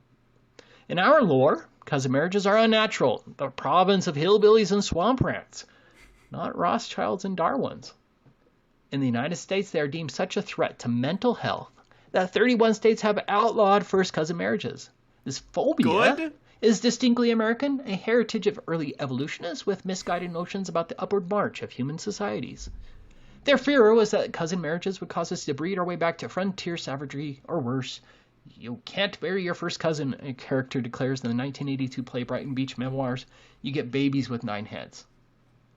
So when That's hyperbolic, but it's indicative of real-world issues that will come from generation after generation of inbreeding, yes. a team of scientists led by Robin L. Bennett, a genetic counselor at the University of Washington and the president of the National Society of Genetic Counselors, announced that cousin marriages are not significantly riskier than any other marriage and made the front page of the New York Times. The study, published in the Journal of Genetic Counseling last year, determined that children of first cousins face about a 2 to 3% higher risk of birth defects than the population at large. Again, we're talking about individual couplings and not compounded issues caused by inbreeding within groups for generations. It's a compounding issue. To put it another way, first cousin marriages entail roughly the same increased risk of abnormality that a woman undertakes when she gives birth at 41 rather than at 30. Banning cousin marriages makes as much sense, critics argue, as trying to ban childbearing by older women. Now again, Darwin and Einstein both married their cousins. What? They didn't get that memo? Think about it. The article I just read claimed that there's a 2 to 3% higher risk of birth defects with cousin marriage. Many of you are probably, whoa, I don't want to do that. But if you understand anything about statistics, a 2 to 3% is absolutely not a true correlation and should be ignored entirely because Guy talking about statistics and blaming other people and saying they don't understand statistics points out 2 examples of people who were the products of cousin marriages that turned out okay, and saying that that's indicative of every person's experience. Genius. It's meaningless. That's a fact. A 100% increase of birth defects would be worth investigating, but it is still an unlikely connection. A 200 to 300% increase tends to point to a truer connection. Despite all of the junk science stories you hear on a daily basis, a mere 2 to 3% is absolutely nothing statistically, and the true conclusion should be that there is no statistical increase. In other words, if cousin marriages resulted in a 3 times or 300% increase in birth defects, then there could be a concern for society, something to look into. But you cannot cite a minuscule 0.02 or 0.03 times increase because that is statistically meaningless. I hope you understand that. And if you don't, I suggest you read Junk Science Judo because false statistic manipulation is a horrible plague on society, especially in courtrooms. As a different example, look at the difference of lung cancer between smokers and non-smokers. For males, in this study, it's a jump from 0.2% non-smoker to 15.9% smoker. I think that's 80 times more likely if you smoke. Regardless of my math skills, you are many times more likely to get lung cancer if you smoke, not just a mere 1 to 2%. If there was only a cited 1 to 2% more chance of getting lung cancer from smoking, the correlation would be statistically nothing, and you'd be free to smoke without any fear of lung cancer because there is no correlation with a mere 1 to 2% increase.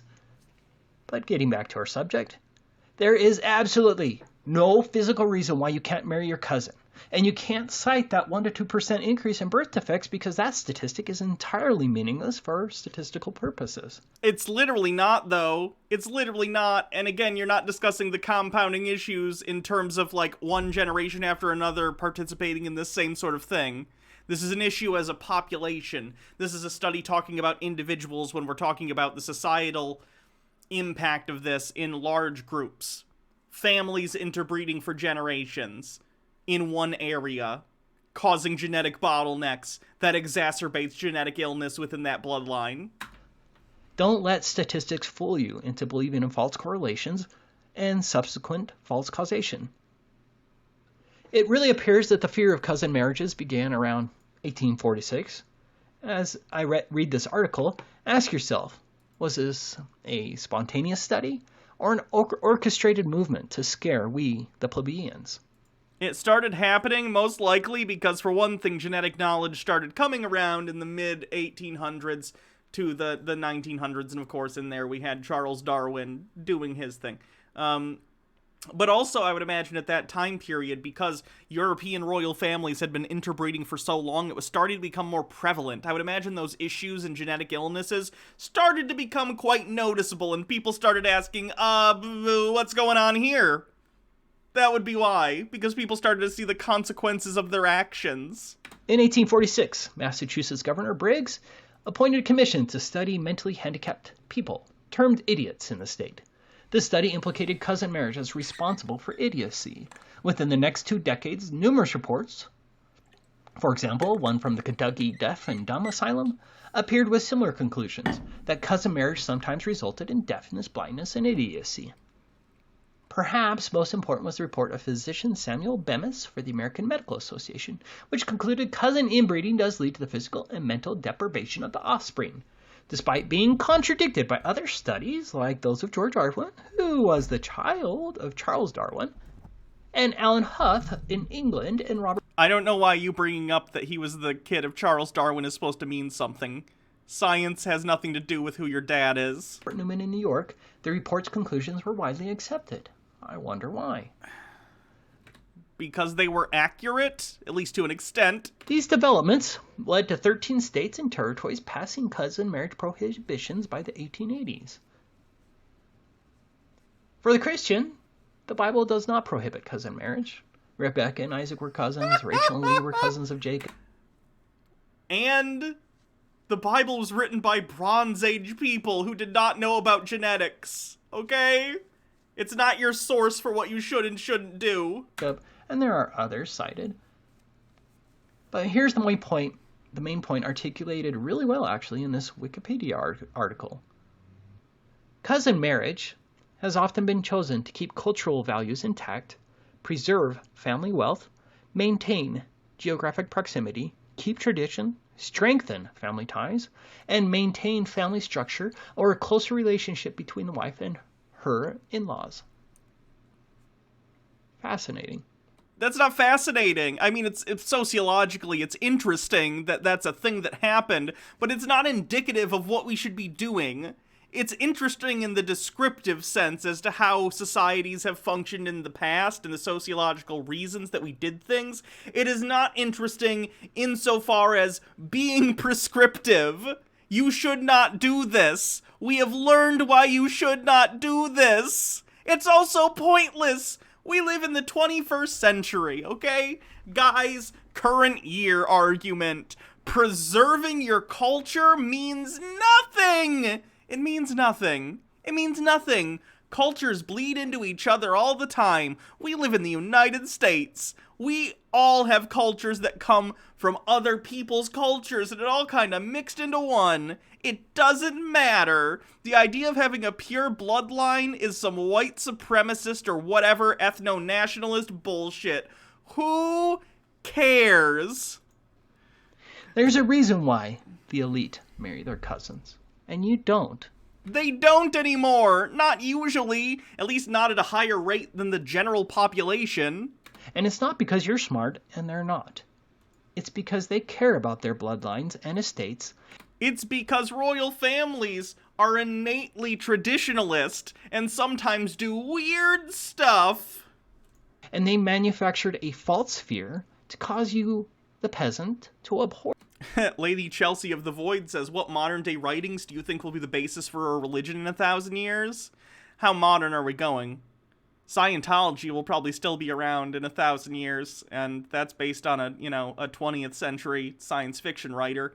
But if you're talking about more recent, QAnon, probably QAnon people stuff, which is really sad, but probably. Or the idea, and thus willfully dilute your bloodlines.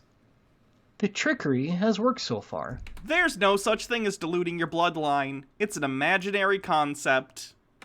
But maybe it's time to change things. So I say, go ahead and marry your cousin. Please don't. Especially if they're hot. But now here's the hard part. You're going to have to convince him or her that it's perfectly fine. Good luck with that conversation. But just remember to point out the fact that Einstein thought it was smart too. I don't, okay? And? Is everything Einstein did automatically right? No! I've been told to check my Twitter DMs. One sec.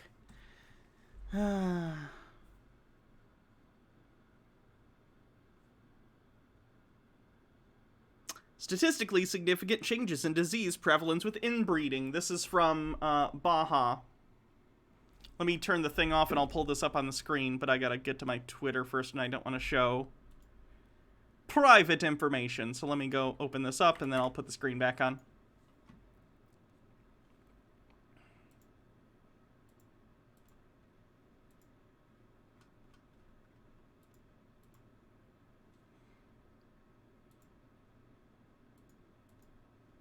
Again, this is from Baha, who is a PhD candidate in developmental genetics.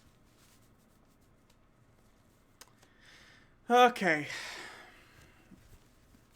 So let's see. Here are the different diseases: coronary heart disease, stroke, cancer, schizophrenia, bipolar depression, or uni depression, which I assume just means regular old classic depression, like Coke Classic, asthma, type 2 diabetes, gout, peptic ulcers, and epilepsy, high inbreeding, moderate inbreeding, and low inbreeding. Statistical significance p-values in highly and moderately inbred groups is calculated against the low inbreeding group. P less than 0.05, P is less than 0.01, and P is less than 0.001. So as we can see here, we have compounding issues as we get from high inbreeding groups to low inbreeding groups. The low inbreeding groups, coronary heart disease has, what is this? Are these supposed to be like percentage higher, Baha? Close, very close. They're actually really damn close, aren't they? Is this percentage higher, Baha, in terms of like prevalence of these diseases? Because low inbreeding is 11.23, moderate is 11.95, close, and then 13.28. So we do have a jump of like 2 from low to high, but even between low and moderate, it's almost exactly the same. Stroke, 1.73, 2.79, and then 2.43, which is interesting. They look like p-values. You're going to have to explain what a p-value is. I don't know what a p-value is, guys. I'm not a scientist. Cancer, 1.93 to 3.44 to 4.54. Schizophrenia, 0.14 to 0.96 to 1.23. That's a huge leap from low to high inbreeding. Answer the phone. Oh, thank you. Hello? Hello? Hello. Oh, can you mute the stream so I can't hear myself in the background? It's already muted. I don't know what the heck you're talking about. Oh, I must have heard me from your phone. Sorry. Okay. So, the only things that are statistically significant on this graph are the ones that have the asterisk. Okay. So anything, what a p-value indicates is the percent chance that, the percentage of the time that these values could happen due to chance. So for the ones with a single asterisk, it means that there is a 0.05% chance that these results are just random, that like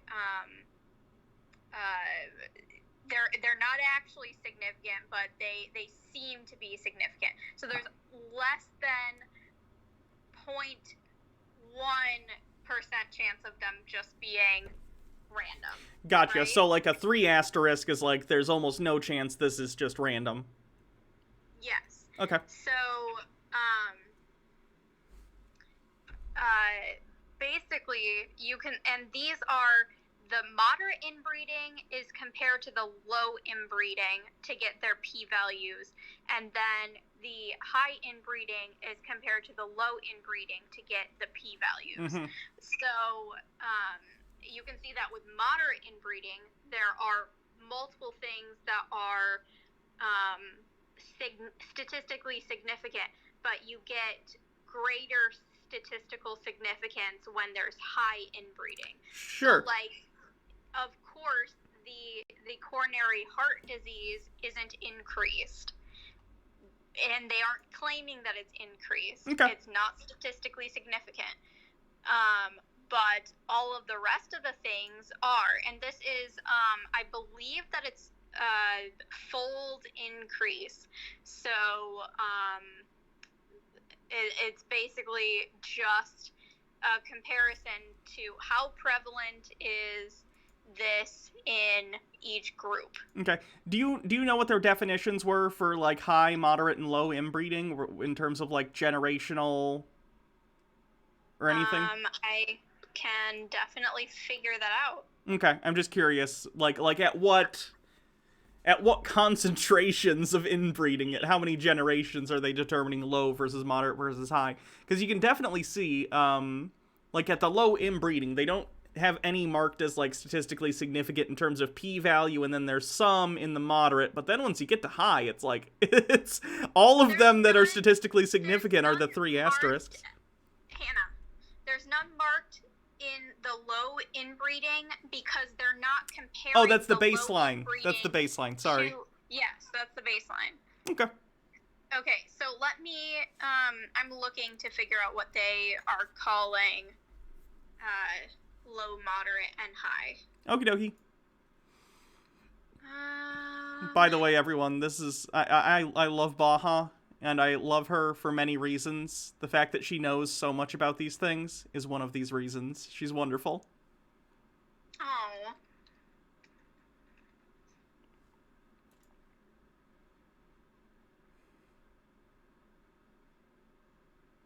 The bipolar and unipolar or whatever depression it's like doubles. It's crazy. Yeah.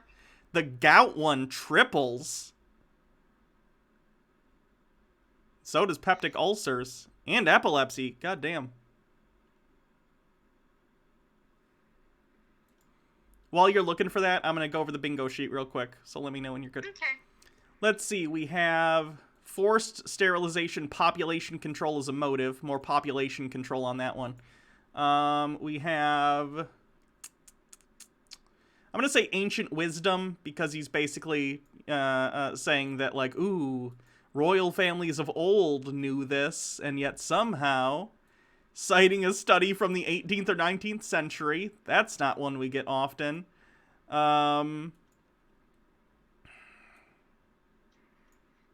What else? What else? I'm gonna say that's not how science works.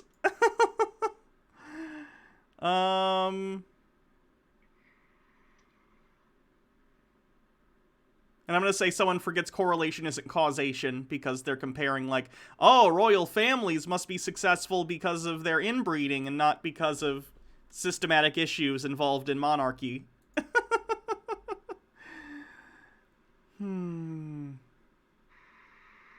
Expert talks out of field because of Einstein. I'd say no, because Einstein wasn't making that claim or anything. The guy was just citing that. So Einstein didn't say that. That guy did.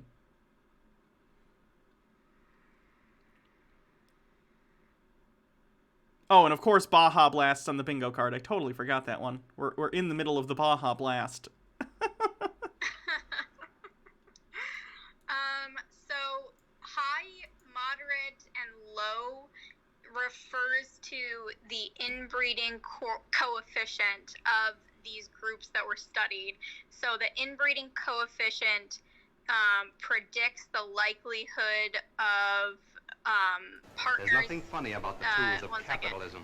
So it says individual inbreeding coefficients were analyzed in a logistic regression with disease status as the outcome. So basically, the inbreeding coefficient just like is how likely it is that they're that they will breed with someone that's closely related to them. Okay. So, like, if they live in an area where inbreeding is prevalent, like somewhere in backwoods Appalachia, and I'm not trying to stereotype, I'm just saying, for example, because there's a higher rate of incest there, that's considered, like, high inbreeding versus an area that's, you know, less bottlenecked genetically? So it says that the individual inbreeding coefficients for each study participant was based on pedigree information from 4 or 5 ancestral generations. Gotcha. So it's calculated by how often, like, inbreeding occurred within their family over those generations. And these all are these groups that were studied are from different villages in Croatia. Okay. Interesting. Mm-hmm. Well, there you go. I mean, I don't know how much, clearer this could be. Don't do inbreeding, folks. It's not good for you genetically. Yeah, it's kind of hard for people to understand the concept that it's not, you're not going to see, like, super significant changes from one, like, inbreeding event, but it happens across time. So if you married your cousin and had a kid, and then that kid ended up marrying their cousin, and then their kid ended up marrying their cousin, it'll, like, make the, recessive traits that you pass down that are normally balanced out by outbreeding, which is the opposite of inbreeding, they'll basically, like, compound the recessive genes in your family. Just because, like, think about it. If you and your cousin both have one recessive gene for, I don't know, heart disease, recessive just means it's not dominant. So you each have a dominant gene, which is fine, but the recessive gene is not fine. So then if you guys got married and had kids, your kids could get both of the recessive genes, and then they could have the disease. Gotcha. Yeah, makes sense. I did Punnett squares. I understand this vaguely. I love that you know what Punnett squares are. Yeah. Well, that's all. I appreciate you calling in to explain all of this. I really do. I love you. I love you too, and chat loves you as well. Thank you, chat. Okay, I got a bit. Sweetie, Hannah. Oh, thank you. So are you. I gotta go. You're my favorite. You're my favorite. All right, love you. All right, love you. Thank you. Bye-bye. Mm-hmm. Everyone thank Baja, of course, for that. Much appreciated. Very interesting stuff that, and I know we have a bingo winner. I'll get to that in a sec. Very interesting stuff, and it's not something I fully understood prior, but I'm glad that Baja was able to come on and explain that to all of us in a way that made it clear. Don't bang your cousins. It'll come back to haunt your family in the long term, if that's something you need to hear. So that's that video. Fun stuff. So we have a bingo winner. Let's see. We have thinly veiled anti-Semitism, satanic child abuse, ancient wisdom, Baja Blast, someone cites a study. That's a winner chicken dinner. Fries are burn. Congratulations, you win. Can I give you a sub? I cannot. I'll write your name down. Congrats. Fries are burn is this week's winner. Hope your cooking goes well, Sushi Mom. I'll write down Fries are Burn's name.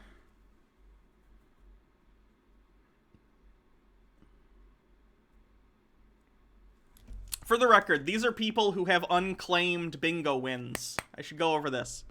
Runefar, Raznet, Jarrett, Schlock, and the Creeping Darkness all have bingo wins that they have not claimed. For the record, if anyone is in chat, just bear that in mind.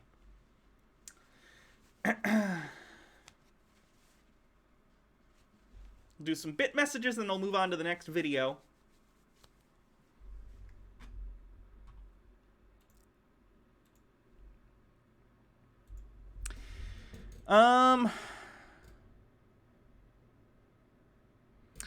Bardlock Moses 50-bit says, Hydrox sounds like motor oil. It does. Don't be all Caleb Maupin with your notebook. I'll try. Screw Bucket with 100 bits says, been watching you guys for years. Love your stuff. I'm glad you got monetization back. Now if I can just get TBR episode 56 back from Oblivion, my life will be complete. Enjoy the whack jobs. P.S. You're valid. You're all valid. The Ghost of Mallory with 100 bits says, oh no, I hear Bajos? I don't know what that means. Fredrickson, thank you for resubscribing with the 2-month streak. Akari of the Light with 20 bits says, as an incest survivor, I wish I could hit this guy. Creeping Darkness with 20 bits says, this is some insulation bullshit. Mike Max 321 with 20 bits says, so he wants to be the next Adam and Eve. Good luck with that. He probably thought Hill Have Eyes or Wrong Turn were documentaries. Lily Love Stuff with 25 bits says, honestly, I'm okay with people marrying their cousins, but just say you want to bang your cousin, dude. Don't make BS excuses. Bardlock Moses with 50 bits says, this should be Captain Cringe. Yeah, I could see it. Mock Turtleneck with 200 bits says, little known fact, The Smurfs was a documentary about a civilization that regularly takes colloidal silver and have opened their third eyes and secluded themselves to protect their magic pills. That XY Girl with 20 bits says, even one generation of cousin intermingling can bring double the risk of genetic disease, 2 to 3% to 4 to 6%. Towing 24 with 20 bits says, the Amish are a great example of how effed this is. And there's a link on Amish. I've heard about that in Amish and Mennonite communities having issues with that. Doodleburb with 100 bits says, no idea what's going on, just got here, but hi Hannah, hi chat, like the goggles. Thank you. Doom Smoothie with 20 bits, this guy, it's okay to marry your cousin, me playing Crusader Kings. I'll take that into account, thanks. Killjoy 102 with 100 bits says, I know this seems icky, but with... If a couple of cousins don't want to have kids and want to be together, I don't really think there is anything inherently wrong with incest. Power dynamics are a thing, of course, and these types of relationships are associated with seniors in the family taking advantage of younger members, but that is technically morally different than incest itself. I would say it's completely contextual. Like if, let's say, you never knew your cousin, right? And you just happen to meet them as an adult, you don't know they're your cousin or whatever, and you happen to hit it off and you wind up in a relationship and later you find out you're cousins. I kind of get it. There's not that icky, like sociological family thing going on. And as long as you probably shouldn't have kids, then whatever. You're going to do what you're going to do. I'm not going to tell people what to do with their lives as long as there's consent and not coercion involved, but the family dynamic thing is really, really questionable if it's someone who's actually, like, you've known your entire life. Louis Yang, 1986, thanks for following. Wag Roads 13, thank you for gifting a sub. Verkanon, thank you for resubscribing. Daddy Sume with 20 bits says, and I'm chat's favorite. Ghost of Mallory with 100 bits says, we stay in a loving, sweet relationship.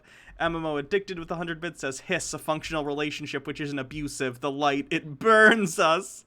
That XY Girl with 50 bits says, by the inbreeding coefficient from Baja's article, Jon Snow and Dany have a value of 44%. Almost that of siblings. Oh god. Mike Max 321 with 20 bits says there's an episode of that in Community. I haven't seen Community. And then Daddy Sume with 20 bits says, I will never let you forget that a third of chat thinks I'm the best part. This is funny. Here's a quick this is a brief cleanse. This is a lawyer doing a Zoom let me see, 394th Judicial District Court. This is a hearing of some sort over Zoom because many courts have been doing Zoom stuff because of COVID. And this is what happened in this one. It's very funny. Ponton, I believe you have a filter turned on in the video settings. You might want to take we're trying to. Can you hear me, Judge? I can hear you. I think it's a filter. It is, and I don't know how to remove it. I've got my assistant here. She's trying to, but I'm prepared to go forward with it. I'm here live. I'm not a cat. I can see that. That's exactly what a lawyer cat would say. I'm on to you, okay? This is a plot of a movie, okay? Like that Kevin Spacey movie where he gets turned into a cat.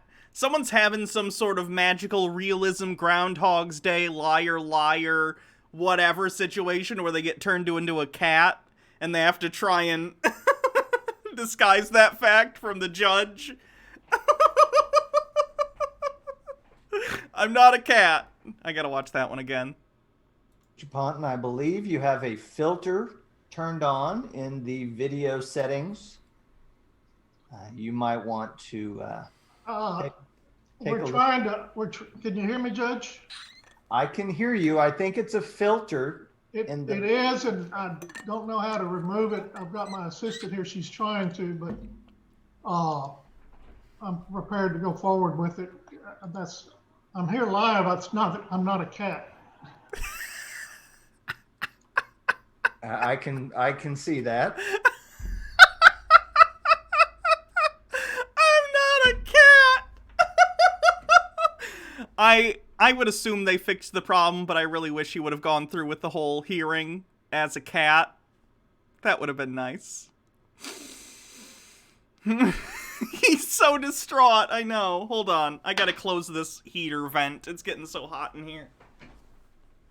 It's getting hot in here. So take off all your clothes. I'm gonna take my clothes off.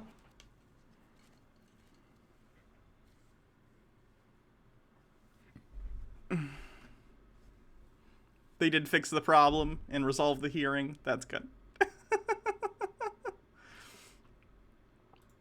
Here's a link. Someone asked for a link. I'll get you a link.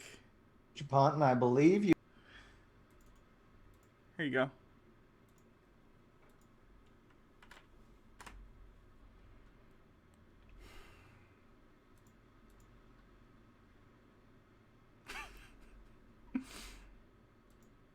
Let's see what Nathan and his buddies are up to.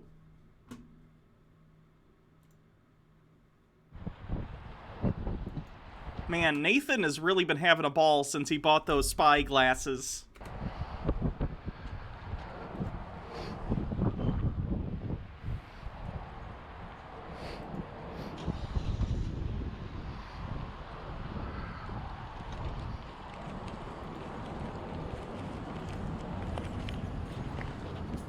Hey, what's going on? Oh, this one isn't Nathan. His friend is borrowing his spy glasses, or they both bought spy glasses, and they're spy glass bros, which is pretty fun. Although I shouldn't say spy glass because that's like a, you know, secret camera bros. Let's go with that. There you go, Cap. Damn.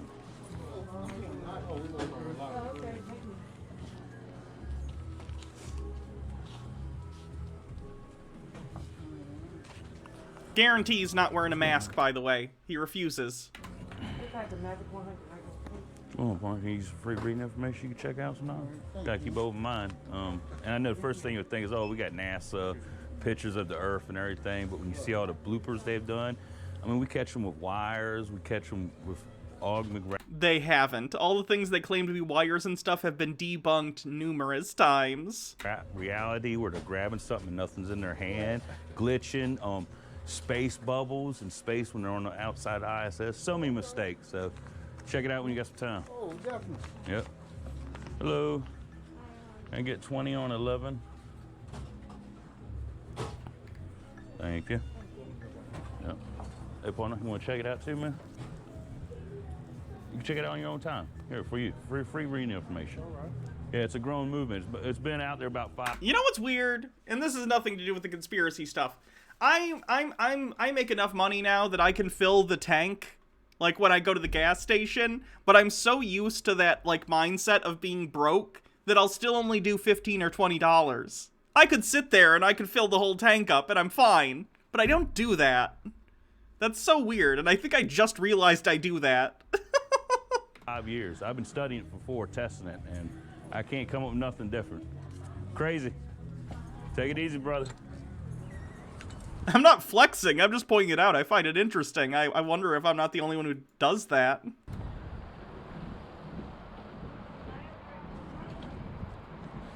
I think I've heard it's better to fill it up anyway, but I don't know.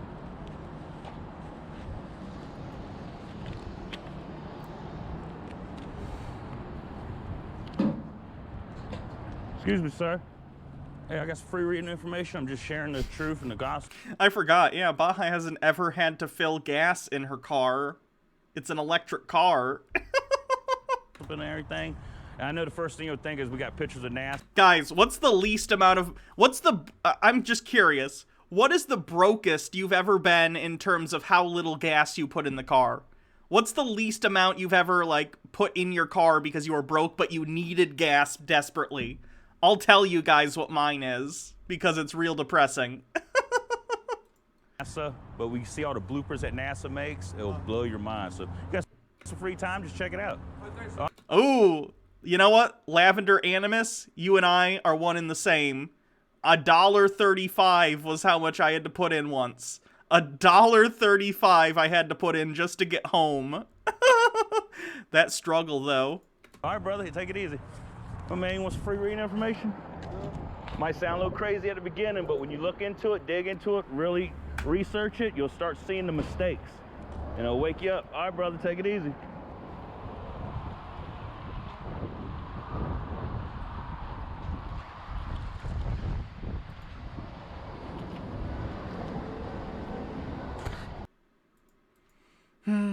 Just bothering people at the gas station. 32 ounces, 2 pounds, rubber mallets, 1 golf ball. Him and Nathan seem to think, and this is probably like a fine exercise for hand-eye coordination. Like, yeah. But they seem to think that this will make you smart. Like, this is their like, focus and intelligence exercise is bouncing the balls on the hammer. And while, yeah, it's probably great for hand-eye coordination, but it doesn't, like, make you smarter? I don't know. Nathan learned this from his brain coach.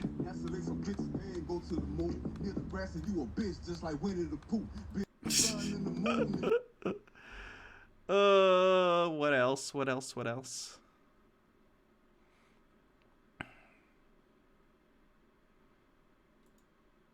Proof that we're not orbiting the sun in 365 days.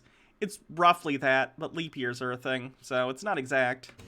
It takes 300. There's nothing funny about the tools of capitalism. Days to make a year. That's how long it takes to orbit around the sun. Probably 365.25, something like that, because you get leap years every 4 years. Maybe I'm wrong on that. Well, I'm gonna prove to you that we're not orbiting around 365.2422. Cool. The sun's orbiting around us, or circling around us, not orbiting. Here's proof that we're not going around the sun. We're not.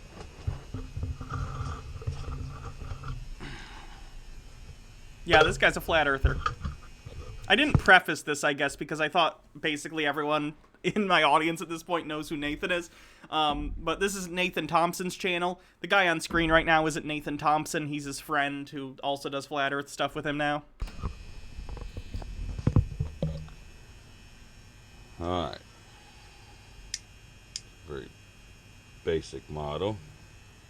You have the sun, of course. You have the third rock, which is aka the Earth. You have the Big Dipper, Little Dipper, whatever. It's a dipper. Okay, stars. Now, I do appreciate that he took this out of his microwave so we can make this little model. summertime. Big Dipper.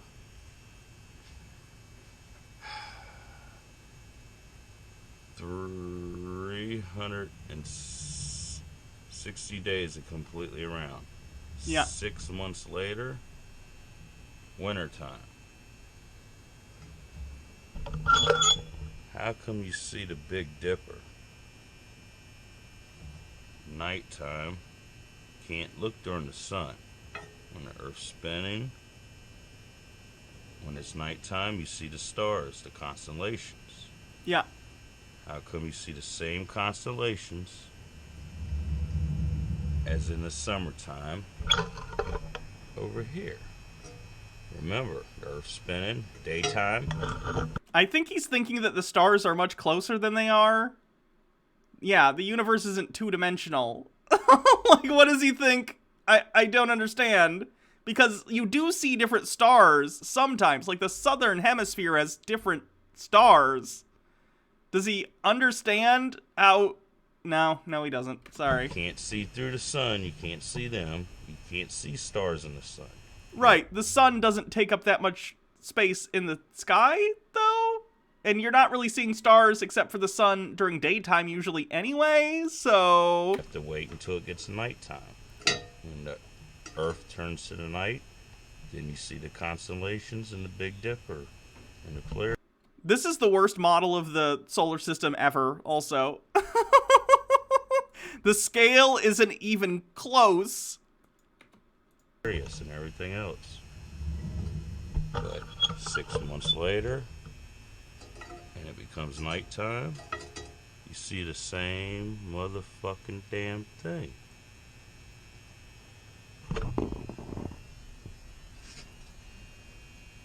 How about halfway? We got a Big Dipper here too. Big Dipper over there. What? It's the same Big Dipper. It's the same stars. The constellations are the same everywhere we look. No, we're not. Not if you're in the southern hemisphere, then there are stars you can't see. Not moving. Earth's not spinning. It is. It's closed. Oh, he thinks he nailed it. That's unfortunate.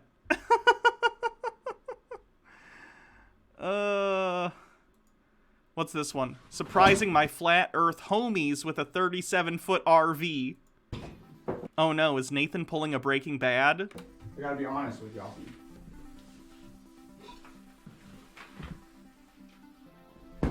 I've been lying to you. Yeah. So Austin traveled from Tennessee to Virginia because him and I are going to hit the road and share truth, but he has no idea our friend Chris drove across the U.S. with a 37-foot RV and is about to surprise him while we're in the middle of a Flat Earth meetup.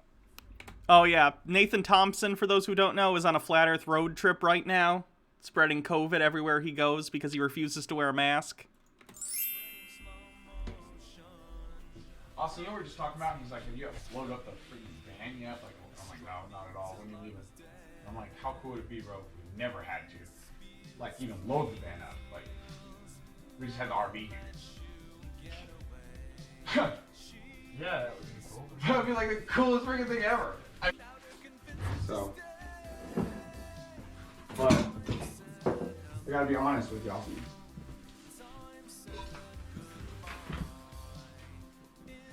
I've been lying to you, dude. Yeah. Hardcore. Lying, right? Most people define lying as like not telling the truth, right? But lying is also when you know something and you don't tell someone what's actually going on, right? Like Reckless Ben and all them. Like, not only did they know the truth, they didn't tell me the truth. He's still salty That's about lying, the right? So when you know prank. people lie. The truth is, dude, we're not taking off in the van, bro.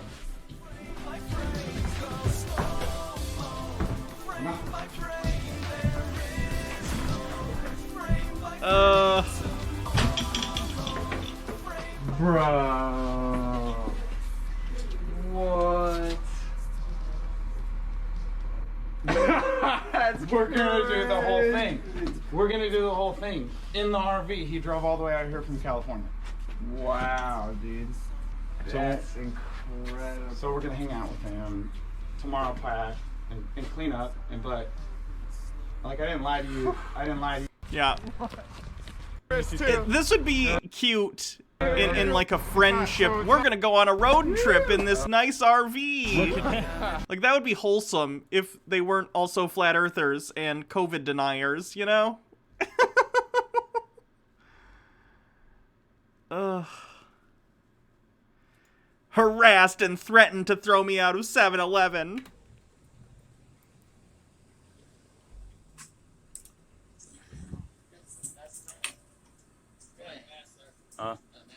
Oh no, I don't wear a mask. No, I'm medically exempt. I don't need a mask. Plus, I ain't wore one since it started. I ain't gonna start wearing one now.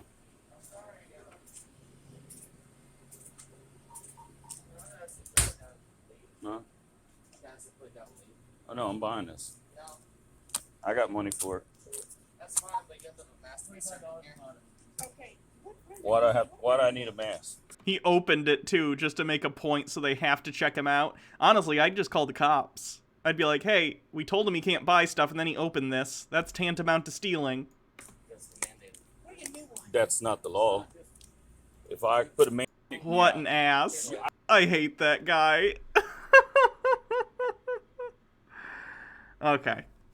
That's enough of them. I can only deal with so much per stream. Bits, messages, and then we'll move on.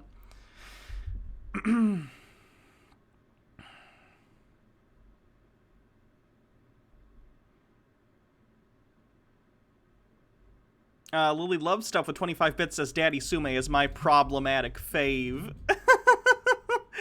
18 Berserker 88, thank you for following. MMO Addicted with 100 bits says, rigged election by purchasing bit power. Parody, half of the chat thinks you're worst part of chat. Sarcasm. MMO Addicted with 100 bits says, link us the lawyer kitten video. I did. Killjoy 102 with 20 bits says, if the paw doesn't fit, you must acquit. Mike Max 321 with 20 bits, that old song, man, I old. Mitchell Drummer with 210 bits says, brony time. The Creeping Darkness with 20 bits says, does he think he's in They Live and these videos show reality? Daddy Sume with 20 bits says, Hannah flexing on her fans. Not intentionally. The Shadow Witch, thank you for resubscribing with 5 months. Lily Loves Stuff with 25 bits says, instead of meth is pamphlets he's cooking up. Also, Nathan lives in Virginia. 50% chance he lives in Lynchburg, where Liberty College is. Bardlock Moses with 50 bits says, I hate him too, Hannah. I hate him too. Who are we gonna do now? We did the cousin one. Oh, these are still going. Jeez.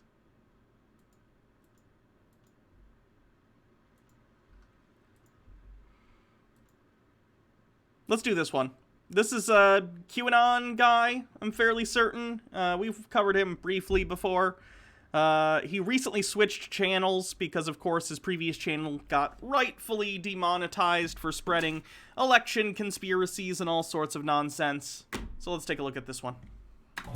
This is Master's Report. The art of intimidation. You know, it should actually be an art form in itself because it has the ability, those that have mastered it, to be able to be the weakest. The irony of him using "we don't need no education" at the beginning of his video while also being a QAnoner is not lost on me, by the way. It's the smallest in the room, but convince the strongest and the most powerful that they're losing. When in truth, they are the ones that are losing. They're convincing you that you're losing even though you're winning. And hold on, let me look. Who is the president of the United States?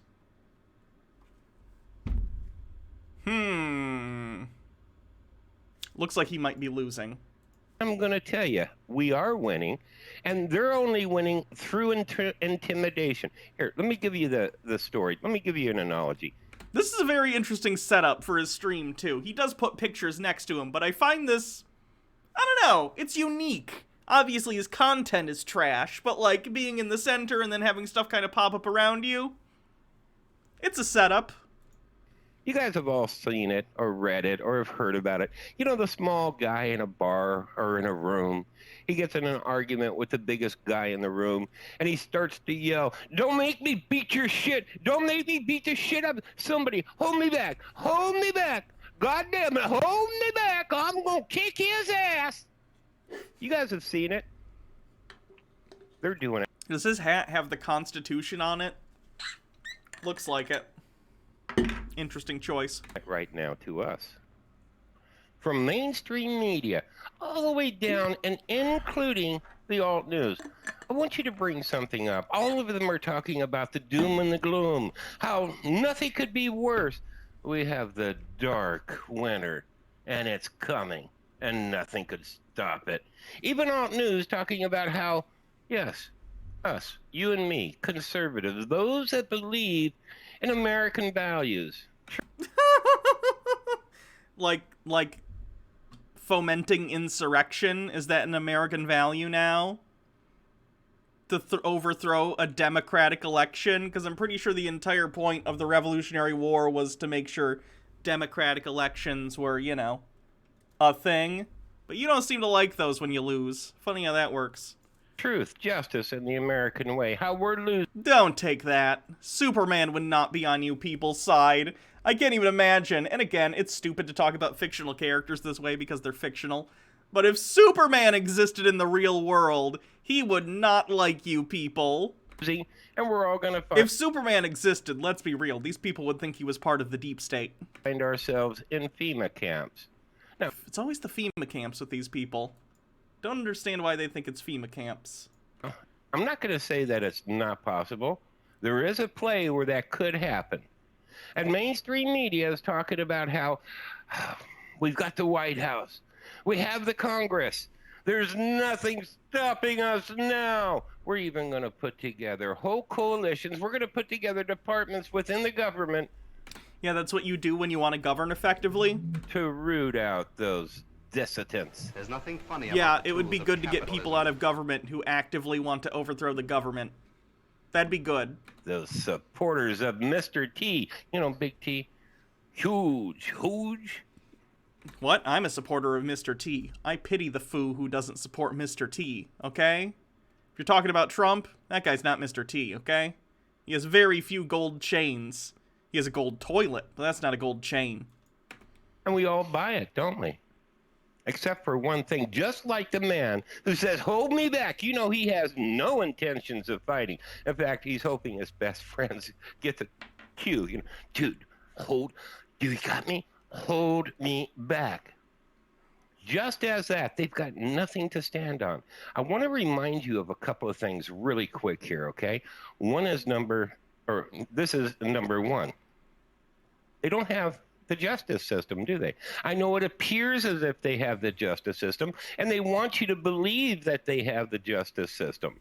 They want them. They don't have the judiciary, if that's what you're talking about. The Supreme Court is stacked with conservatives right now, yeah. Yeah, it is. That's part of that whole intimidation. And many lower courts, because all of the nominees that got put through during the Trump administration and got, pushed through by the Senate. Yes, that is a thing. Thing.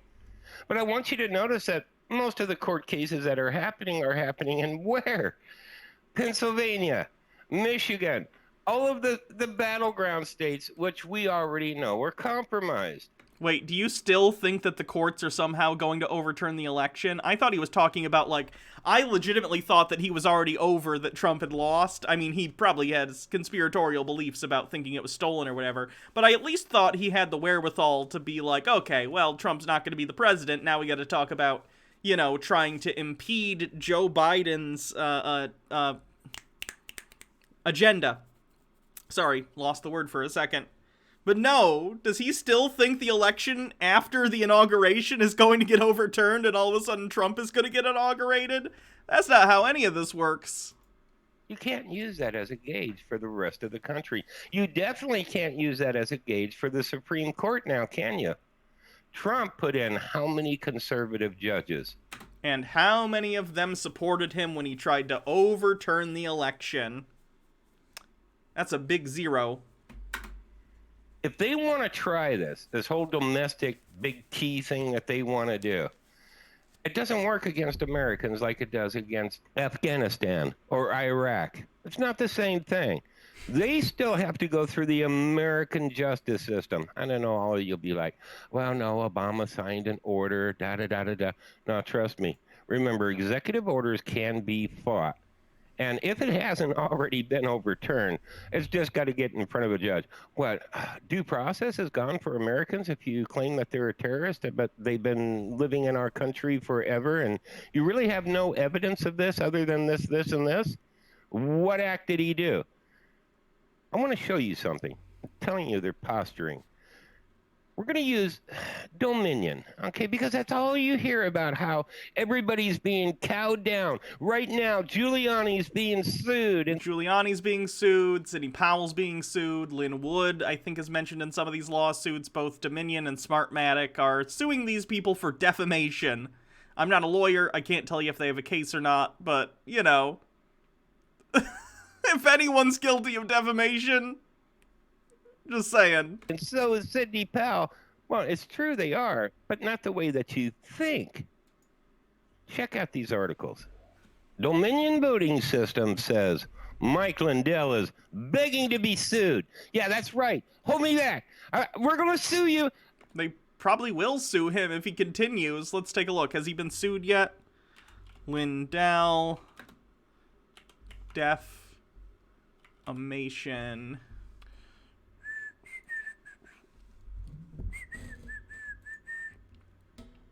MyPillow's Mike Lindell is begging to be sued. Dominion spokesperson MyPillow CEO Mike Lindell is begging to be sued. Yeah, because he is. They said this, bear in mind, also about Sidney Powell and Giuliani, and then they did sue them, which would be, again, not being told, oh, I'm gonna get at him, and then being held back, and then if you get the chance, you're just like, oh, I'm gonna chicken out. That would be being, I'm gonna go at him, and then you get let go, and you actually punch them in the face. They're being sued for a lot of money. We're going to sue you for 5 zillion, not just 1.5 billion. You see, the bigger the number is, this is subconsciously, and this is a way Americans think.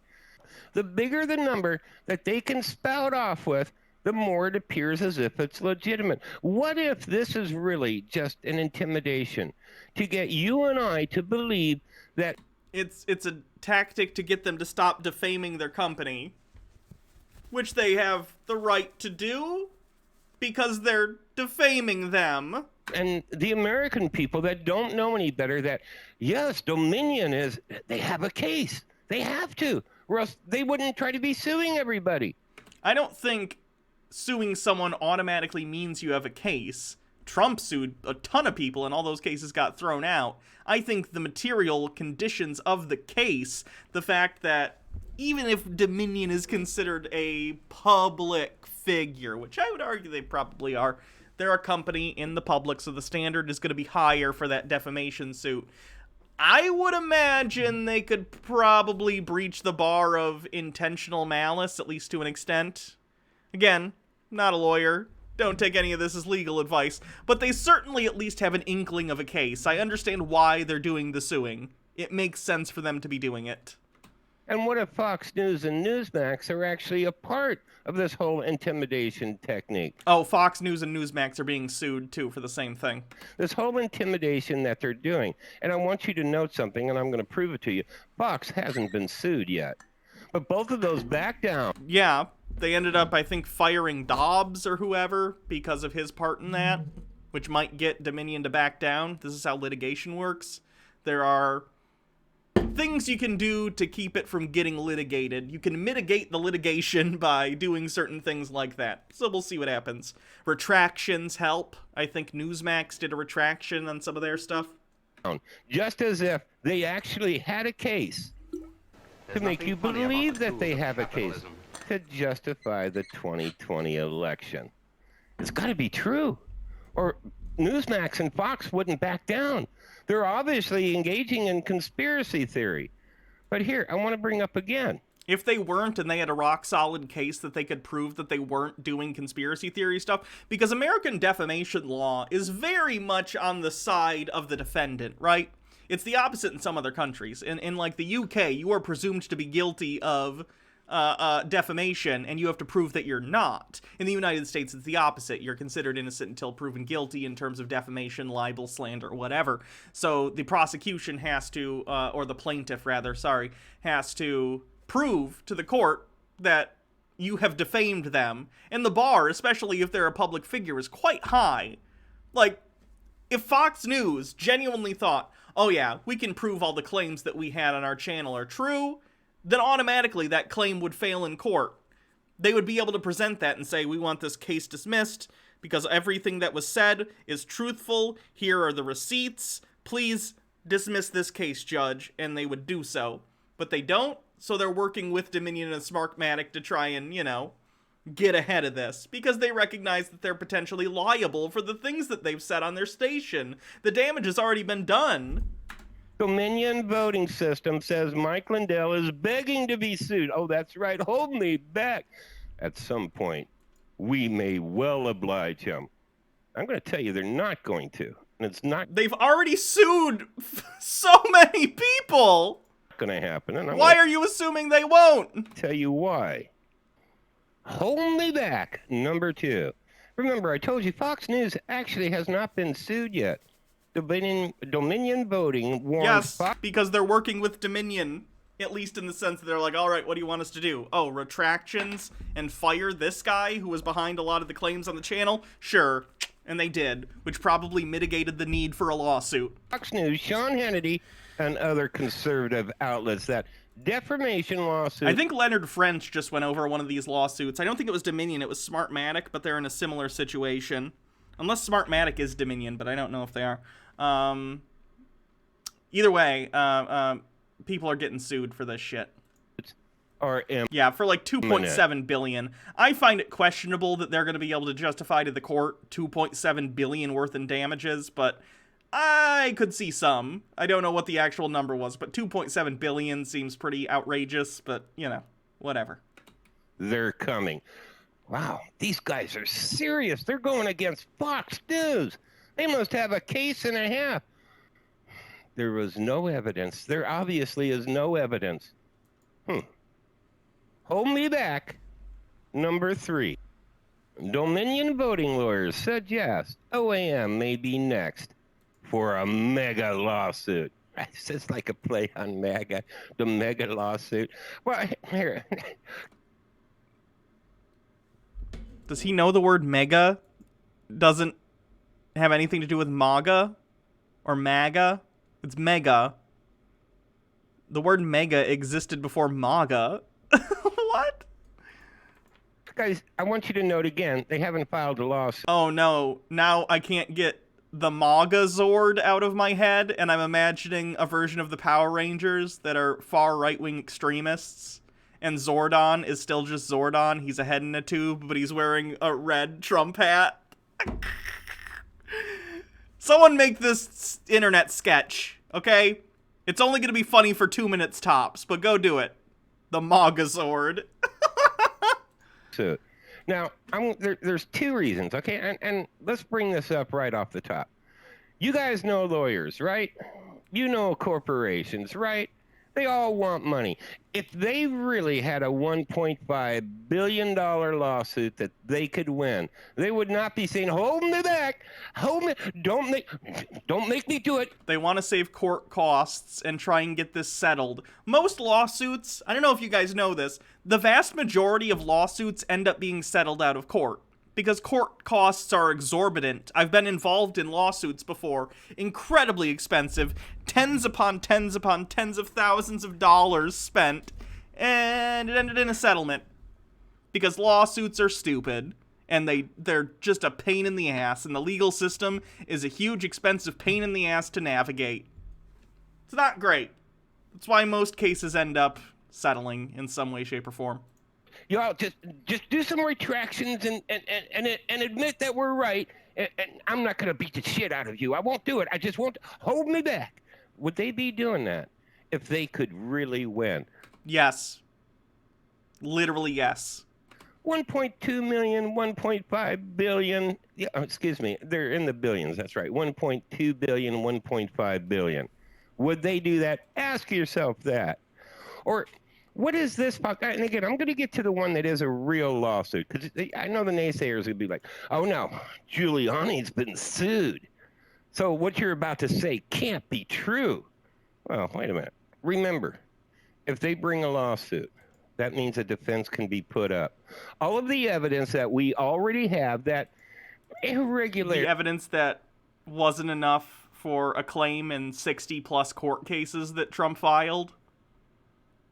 The non-existent evidence Cool. Good luck with that. May have occurred will come out in public. And trust me, if they actually do go against, Lindell or OAN, Fox not so much, and Newsmax, so they'll say, yeah, we want to have a quiet, really quiet court hearing. We don't want the public to know about it. Yeah, let's seal everything because they're in on it. But those that aren't in on it, they're all like, sue me, go for it. Please sue me. Please? All right, now, the three people that actually have been sued, I'm going to explain to you how that works. This flies in the face of everything you've said. If you're saying, oh, they're all big threats and they're not going to do anything, but then you go on to say, well, here are the 3 people they actually are suing, your entire argument is out. They are currently suing people. This would be like saying, oh yeah, sure, this guy's gonna beat me up. Meanwhile, in the corner are 3 other people that they're currently beating up. Okay? It's not what you think. Even though the mainstream media makes it out to be such a justification, I want you to note what they actually sued them on. Rudy Giuliani, Sidney Powell, and Newsmax, sued by Dominion executive, forced into hiding. Yes, that's right. They're all hiding because they're afraid and they know that they're spreading falsehood. Or is there more to the story? It's the first one. Now, I want you to know, they're talking about how they're being sued for defamation. In other words, it's damaging Dominion. That's what they put out. And again, I don't understand why the alt media isn't reporting it from this angle also, which makes one wonder how much of the alt media is actually controlled opposition. It really does. Again, I'm just calling it as... They also don't want to be sued. Funny. I see it. I mean, I'm nobody. I'm just a little guy with a YouTube channel. Because once you take a look at the details of this, you're like, wait a minute, hold it. Eric Coomer, the director of product strategy and security at the Denver-based firm, accused Trump allies of... I'm so glad that guy's last name is Coomer. ...pushing conspiracy theories about him and his company of intention inflection of emotional distress and civil conspiracy in Denver, Colorado. Okay, I want to point this out. He's doing a personal lawsuit. It's not a lawsuit from Dominion. They said right there, Eric Coomer, who is the director of the of strategy and security at the Denver-based firm, accused him accused allies of pushing conspiracy theories about him and his company of intentional infliction of emotional distress and civil conspiracy in a Denver court. The lawsuit names Trump campaign attorneys Rudy Giuliani and Sidney Powell, pro-Trump news outlet Newsmax and One America News Network, and multiple other conservative outlets and commentators. Again, he's doing it personally. Defamation against him personally. Sure, and he can do that. The company wouldn't surprise me if they followed him. I know Smartmatic is already suing companies. I would imagine Dominion is going to follow, but I imagine they're trying to work with them first and see if they're willing to do some sort of, if not formal settlement, then some sort of informal agreement that they will knock it off. Basically a cease and desist letter, and once those go nowhere, the litigation might begin. We'll see. Nothing about Dominion, which means that if this lawsuit does go forward, they're not going to be able to bring up about Dominion itself. All right, let's get to... They certainly will. Do you think the company that he works for isn't going to come up during this lawsuit just because it's personal? That's not how it works. What Coomer said directly, which really clarifies the situation. What an unfortunate name. Today, I filed a lawsuit in Colorado in an effort to unwind as much of the damage as possible done to me, my family, my life, and my livelihood. Nothing about Dominion again. And as a result of the new... His relationship with Dominion is what is causing this because of the defamation taken against him and the company. They're intertwined. He's just suing as an individual in this particular case. False public statements that I was somehow responsible. Okay, his argument is that himself was responsible. Which means that if it does go to court, and this is what they don't want, they again will not be able to bring up any evidence against Dominion itself. This will be on damages that apply to him personally. Do you see the difference? The devil's in the detail. Hold me back. We're being intimidated, folks. That's what's going on. They're trying to make us believe a false narrative that there's nothing that we can do, that we've lost. Actually, we're winning. But man, are they doing a damn good job of I would making love it to hear appear in as what if way we're you're winning. losing. If it walks like a Oh, duck. God. Terrible. Okay,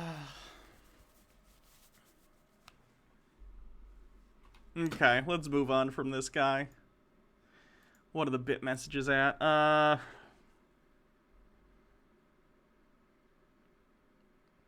Mike Max 321 says, glad you're using the guy I suggested. Thank you. I am happy when people suggest new conspiracy people to take a look at. Desmiak, thank you for following. Dingo Subman with 20 bits says, the way this guy says Dark Winter sounds like Dark Leonard. Rose Luna Shadow, thank you for resubscribing with an 8-month streak. The Profane Priestess with 20 bits says, Superman would be a leftist or at least a hardcore liberal. Yout Jax, thank you for resubscribing with a 3-month streak. These people diverse gold medals for the amount of deserve. Typo. These people deserve gold medals for the amount of mental gymnastics they have mastered. It's unbelievable. Daddy Sume with 20 bits says, that's why they're having one of the specific people in the company suing one of the directors who was constantly mentioned by Fox friends sue. Legal Eagle just talked about it today. Yeah, I'll have to check out Legal Eagle's thing. Doodleburb with 20 bits. Dominion is Oprah. Confirmed. You're getting sued. You're getting sued. Everyone is getting sued.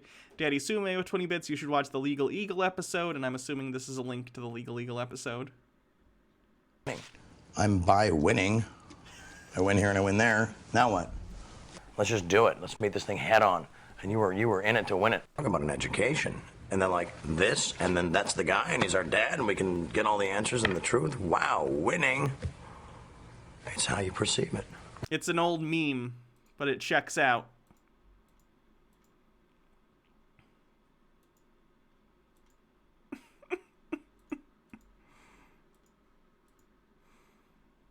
Let's do this one real quick. It's only 7 minutes long.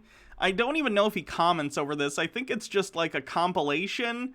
This conspiracy theorist, this is RV Truth, thinks that Stevie Wonder is faking being blind. That's, of course, not the case. But let's take a look at this video anyway and see why he thinks that.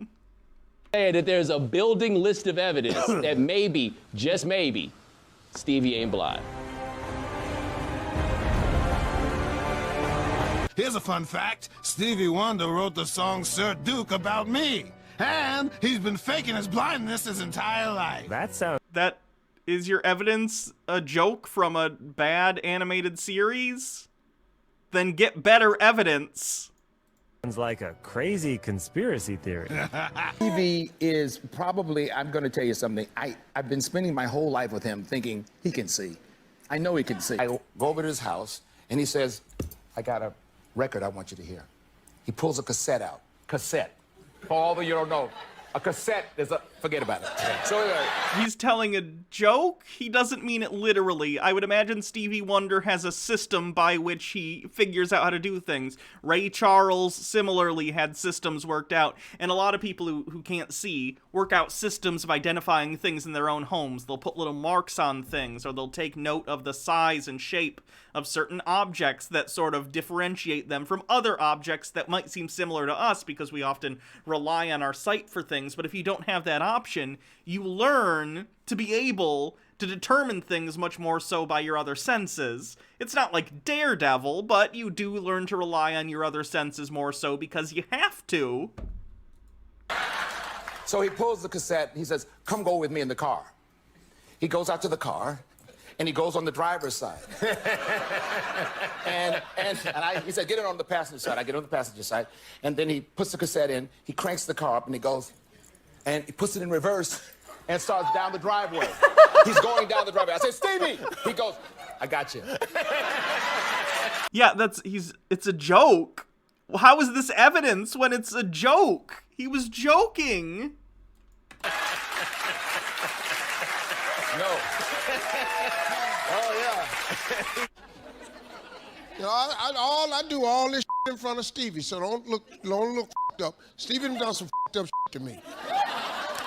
Let me tell you about the time he came up to the radio station when I was on the beat out here. Stevie was supposed to be performing live or doing keyboards, and he was late. And I had just bought this brand new truck called a Lincolnwood a long time ago. I'm on the radio. I get a phone call.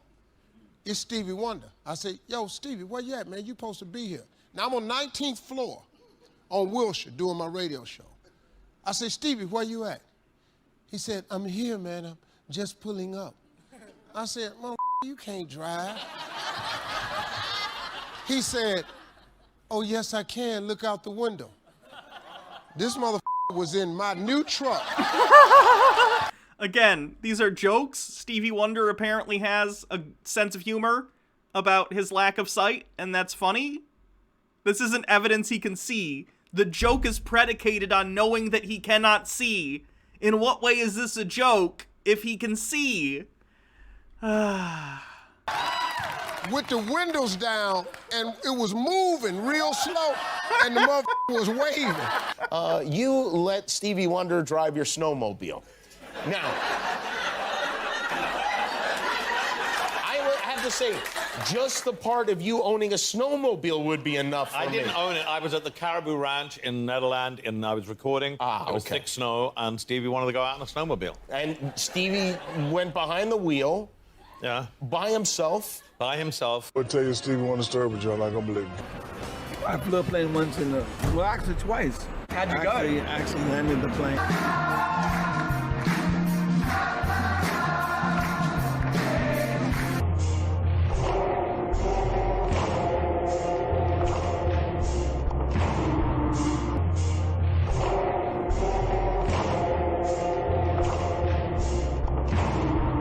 True story. It's a true story. So, according to Shaq, we lived in the building on Wilshire.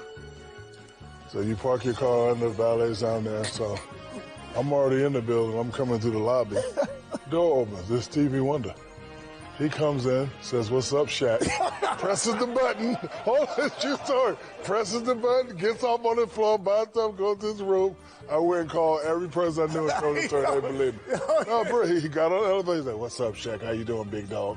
You know what I'm saying? Yes, he did. Yep. Wilshire Boulevard. Yep. I'm going to give you an opportunity to dispel a rumor here. Okay. Did you challenge Stevie Wonder to a basketball game? I did. Okay, see, okay, what y'all don't know. You were going to dunk on Stevie? What y'all don't know, Stevie can see. Stevie can see. It's just an act. He can see? Stevie can see. Stevie flew me to Tobago one time for a jazz festival that he was producing. And I'm on stage with Chris Tucker and Johnny Gill. Chris Tucker and I are Johnny Gill's background dancers. Stevie walks on stage, walks to me, looks me dead in my eye and says, "Anthony, get me to a piano." I was like, Stevie, well, hell, if you just walked to me, you could have walked to the piano. He caught himself. He caught himself and had to play it off. And so I took him to the piano. And he's a comedian. He's telling a joke about a funny experience he had with Stevie Wonder, who is known, based on these videos, to have a sense of humor about his lack of sight. He played. I can see all obstacles in my way. Oh, good God. Are you filming this? Oh, yeah. I don't want to see this on TV. Thank you, Mr. Wonder. You're always wonderful, man. Superstitious. Superstitious. Great song. You're always wonderful. Also, guys, do people understand that, and I don't know the state of Stevie Wonder's lack of sight. To be legally blind, it doesn't necessitate that you literally see nothing all the time. You can be legally blind and still be able to determine if something is, like, bright or dark. You could see vague shapes sometimes. Again, I don't know what Stevie Wonder's perception is like. But legally blind doesn't necessarily mean you have absolutely zero input from your optic nerve. You can still, many legally blind people can see shapes. They can see if there's like light in this instance, like if people are doing flash photography, he might be able to, depending on, again, how his particular disability is. He might be able to see light going on and off. He can't determine, the shape of it, probably, and he can't determine, fine details, but he might still be able to see light versus absence of it. That's not uncommon. You always wonder. I can see clearly now, the rain is gone. Stevie got vision like no other person. I still believe Stevie can see, but he got vision. Gone are the dark clouds that had me blind. Yeah, there are watches specifically for people who can't see that you can, like, feel stuff on. And even if you don't, watches can still be a piece of jewelry. Even if you can't literally use it, people wear them as, like, I like this watch. Are you filming this? Oh, yeah. I don't want to see this on TV. Yeah, he's telling a joke. That's a literal... Conspiracy theorists are Drax from Guardians of the Galaxy. They don't understand jokes and sarcasm. They take everything as literally as possible.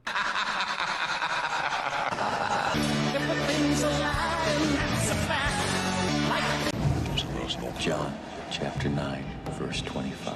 Whereas once I was Oh, we're blind. already on the bullshit. Jesus Christ. I hate RV Truth.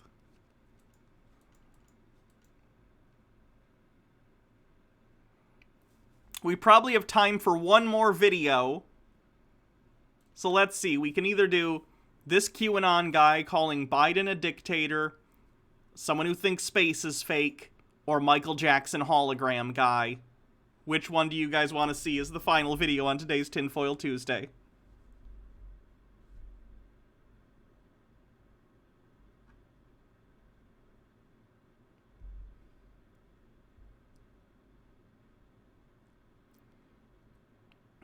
The MJ hologram is winning.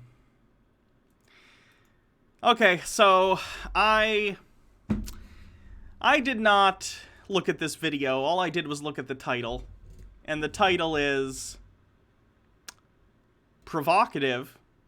It's titled Michael Jackson Hologram Spins in Sky Near the Capitol. Strange Anomalies Everywhere.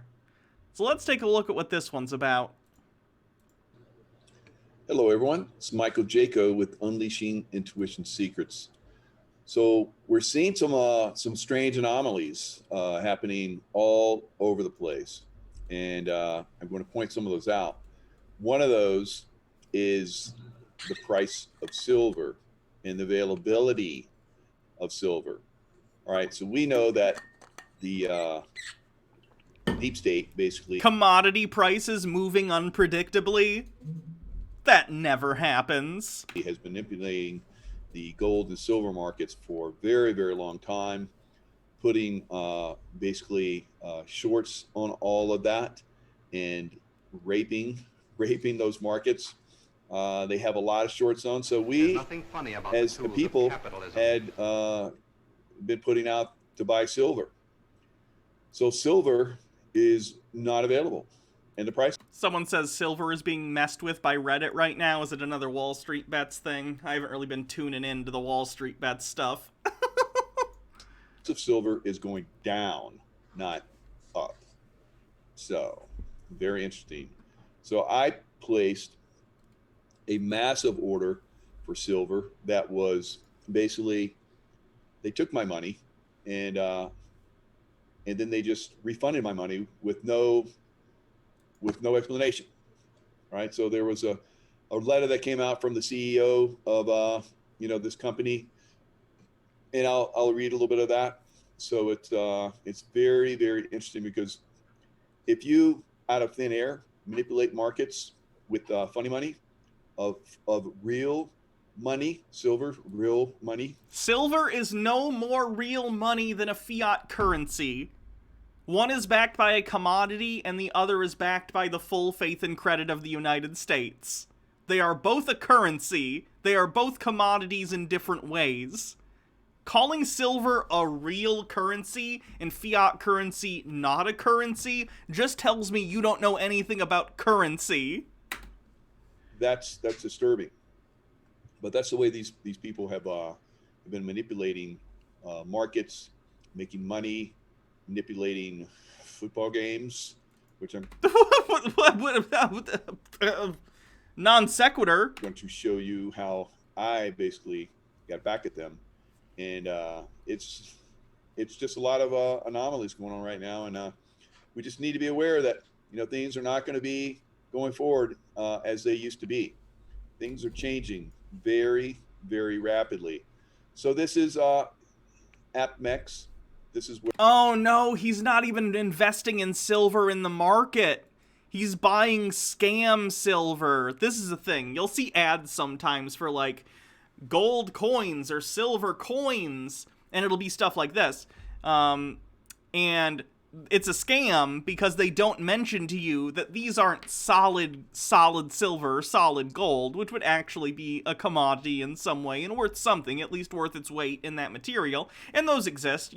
I used to have a collection of silver dollars that were actual silver dollars. At some point I got really poor and I had to sell those, unfortunately. They're cool though. So you can get actual pure silver, pure solid silver coins or whatever. It's probably an alloy for, reasons, but you can get real silver. This, however, is a scam. Typically, I don't know anything about this company. I'm not making assertions about this specific company. I'm telling you that often if you'll see TV commercials for gold coins or silver coins or whatever, they will not be solid gold or silver. They will be plated, which means that the inside and the vast majority of the mass of the coin will be made up of some, negligible material, some sort of not worth anything metal, and then they will put a very thin coating, plated, of the silver or the gold on the outside, meaning the coin is effectively worthless. Like the silver or gold on the outside is so minuscule that if you take it to a pawn shop, they might give you $1 or something. If you're lucky, they'll probably won't even take it because it's basically a worthless piece of junk, and no one is in the market for these things who hasn't been scammed. So, stuff like this is not investing in gold. This is being scammed, for the record.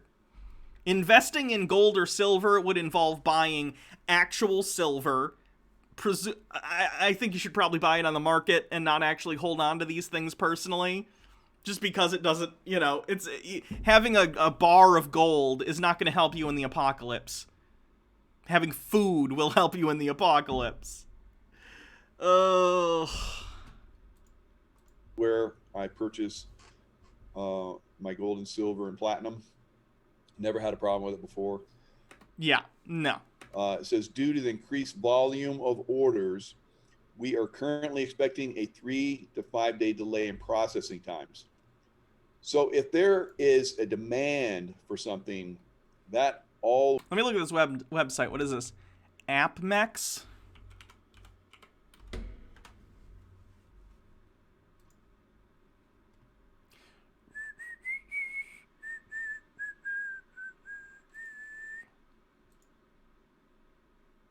Silver bars, and so this site might actually have real full silver, but it's a stackables as low as 1 to 30.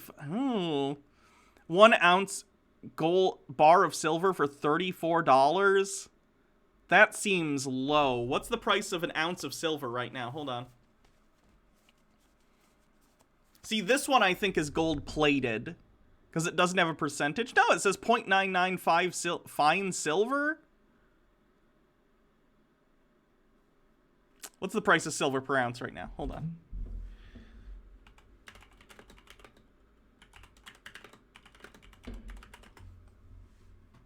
Okay, no.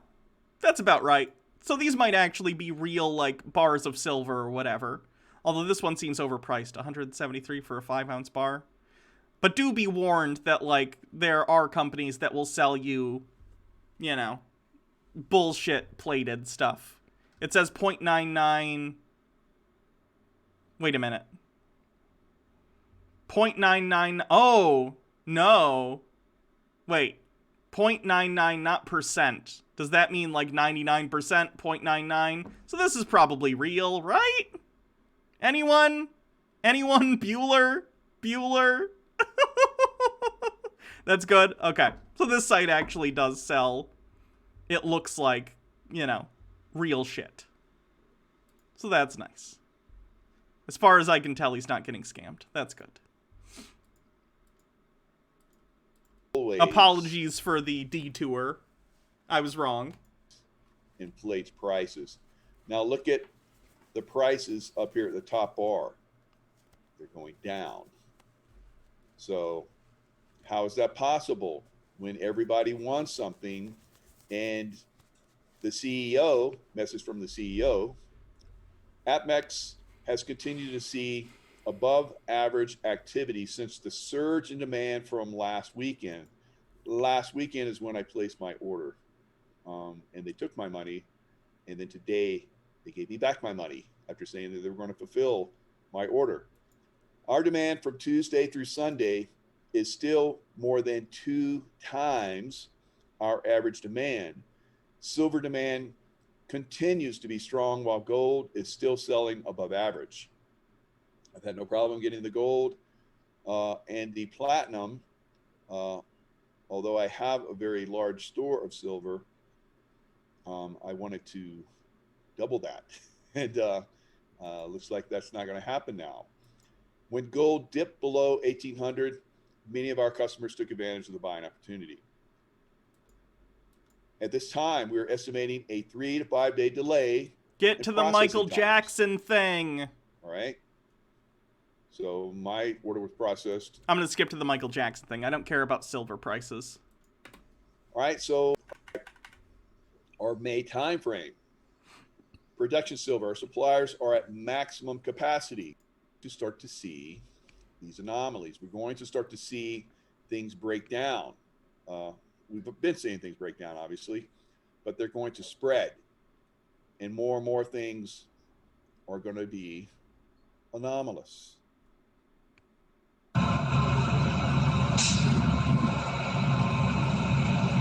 So this is the Capitol. You see the wall. You see all these emergency vehicles. Not sure what's going on. This seems to have been recent because you see the wall up and stuff like that. Look at this figure, this hologram that's spinning around there at the White House and Capitol. What? That's Michael Jackson. What? Let's run that back. That's Michael Jackson, Capitol. That's Michael Jackson. That's Michael Jackson hologram spinning around. What the heck is going on? It just looks like lights. It just looks like lights coming off the White House. Or, not even the White House, that's the Capitol building, sorry.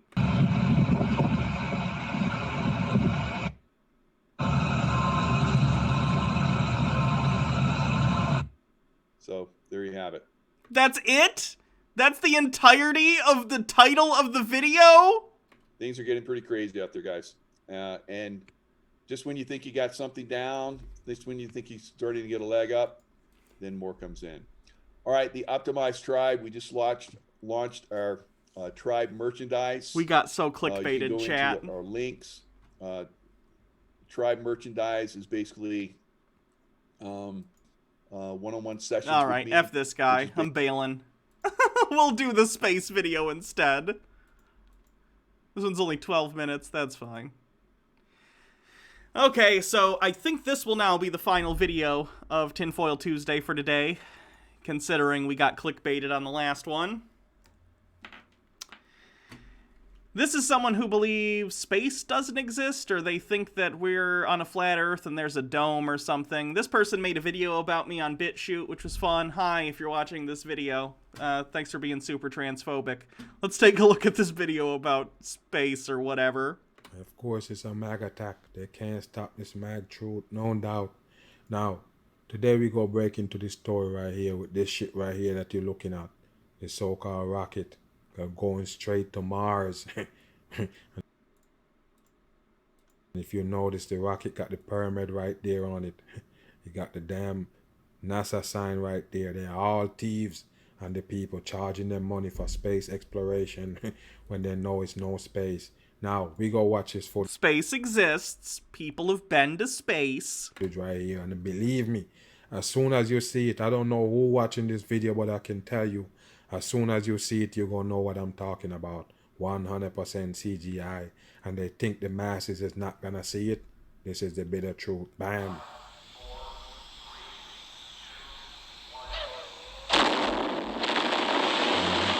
First of all, you're gonna notice this is a fake explosion right there with all these white smoke. Why do you think it's fake? That they're so-called letting go. Now, watch this right here.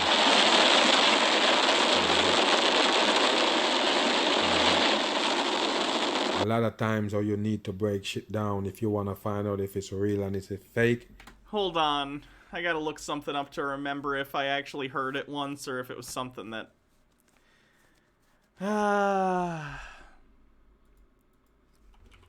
White smoke when rockets launch.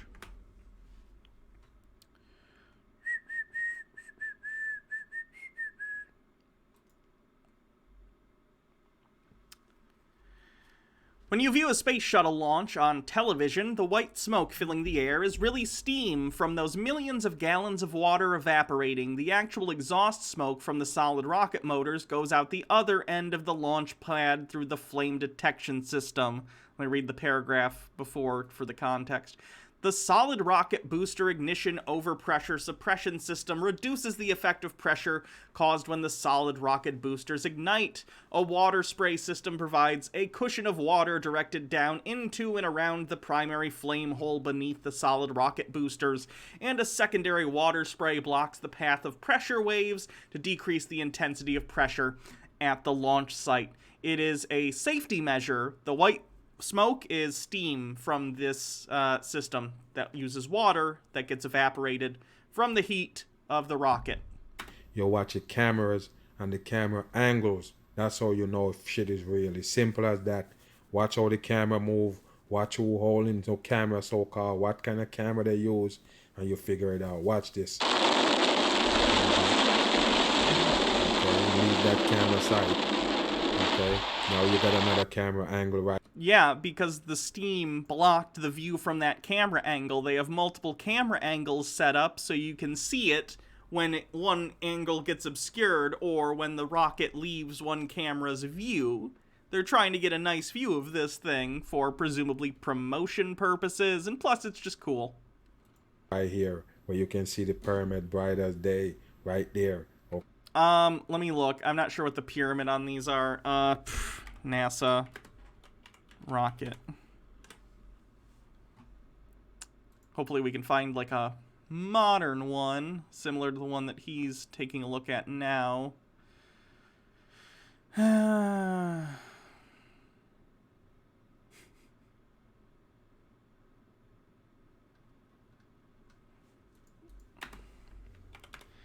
Triangle symbol.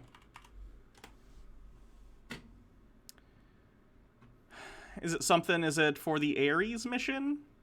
What's the Ares mission? I don't know a ton about, like, current NASA stuff that happens. I don't keep close track of it, so I'm not actually sure what the triangle thing is for. This is, of course, spurious symbology as evidence. One of the basic shapes, triangles, they've decided automatically denote some sort of Illuminati, Freemason bullshit thing. Delta rocket family.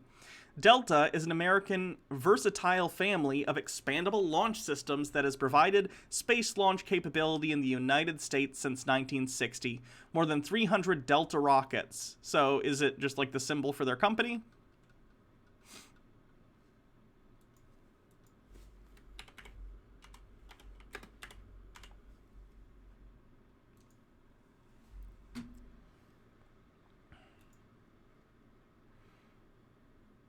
Do they have a logo?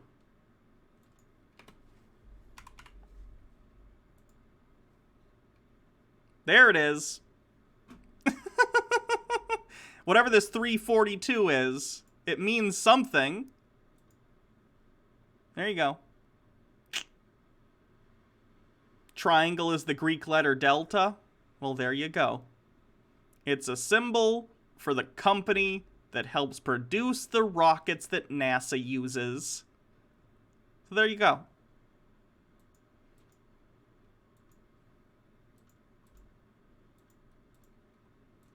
Okay, so this is another shot right here. We're looking at overlooking the damn city, so-called, overlooking this place right here. So you can tell that the camera is way higher than this right here, taking the video. Watch. There you go. That one is definitely a promotional video. That's not a real camera angle. This is something that they produced as some sort of promotion for NASA, whatever. No one is claiming that this particular, like, camera angle is a real thing. They probably took a helicopter or something up there or had a satellite image that they then composited this stuff into. What, taking it from above right here. This is all your... Yeah, sizzle reel. Wake up, like I say, it's just camera trick. Take a look at the bottom right there. All fake shit. This is fake. You are correct. This in particular, this shot is fake. Oh, wow. Woo! Illuminati, thank you for raiding. Welcome, raiders. I'm Hannah. Oh, by the way, of course, everyone, can I get a shout out in chat for the Illuminati? Really great channel. Covers all sorts of stuff. Covers MLMs. Covers all sorts of really great stuff. I love Blair, so please go check out Blair over at the Illuminati. This is Tinfoil Tuesday. I'm Hannah. I'm a trans leftist streamer. Today's Tinfoil Tuesday, and we're taking a look at conspiracy theories. This guy in particular believes that space is fake, so we're taking a look at this. It's not even real smoke. It's just fake. 100% CGI. Yes, this video is fake. This is a promotional video for NASA. This is fake. It doesn't mean space is fake. I can't believe he actually found one of the few fake videos from NASA that's intentionally fake, and he doesn't understand. He doesn't understand. And like I say, I don't know how I know, but you can't slide CGI past me. That's just as simple. They're not trying to slide it past you. This is a promotional video for NASA. Can't do it right here. And look at this right here. Something was up in the cloud waiting for it to come up. A camera was waiting. No, this is a it's not. In the cloud for it to come up to the cloud. You see that? That's how you know it's fucking fake shit. Another camera again, waiting for it again to get to this area and start recording again. You understand me? Another camera again, taking it from another angle. So a camera was planted all the way up in the sky, waiting for this one to come up. You see it?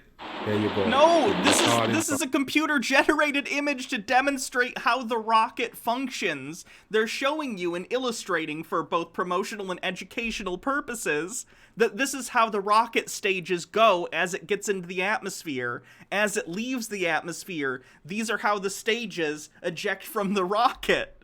They're not saying this is a literal real footage. This is for demonstration purposes. From the top and showing you all this CGI right here, and the regular mind believe that this is real. No, they don't, because it's not trying to be real.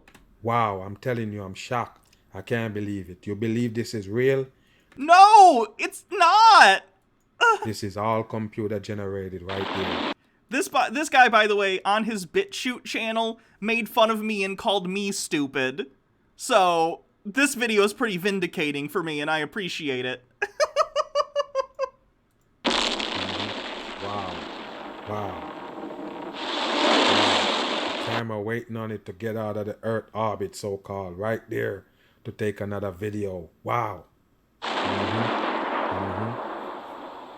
I just realized also, since this guy did see my previous video on him, if he watches this video, then I'm covering his video, and then randomly throughout it, I imagine he doesn't know how Twitch works, because he doesn't even understand how this works. But, like, all of a sudden I'm like, oh wow, the Illuminati raided me, and he's gonna think it's like, the Illuminati? Oh my god! I can hear the conspiratorial wheels churning already. And all the pyramids in the chat. Oh my god, it's gonna be beautiful. There you go, another camera again. Yeah, he's the guy who thinks dogs are genetically engineered experiments and doesn't understand artificial selection. Yeah. Mm-hmm.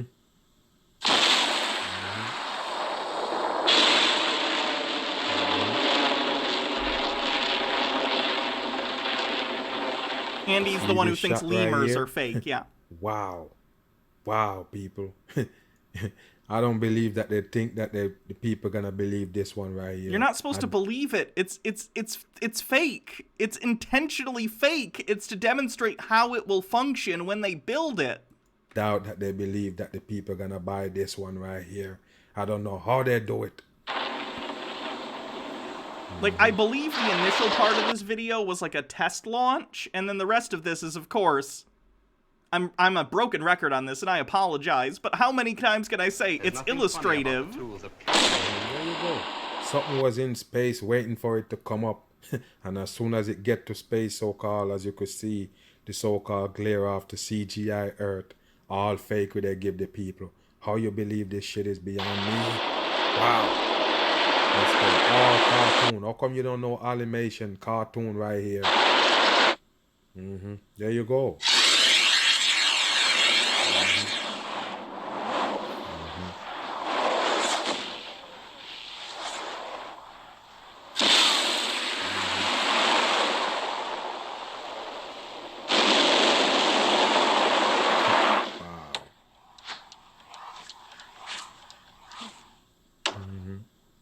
Everything, details after details, they got it all in space. And I know you're probably laughing at me right now, like, Mag, that shit is fake. They know it's fake.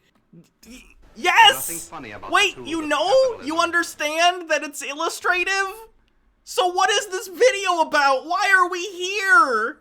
No, they know, but they think you is dumb enough to believe that it's real. No, it's not supposed to be real. Go. We don't fire a rocket motor all the way to Mars. We don't need to. We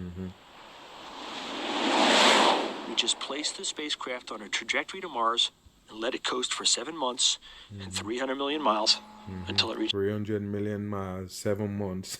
All satanic. planet. What's satanic about that statement?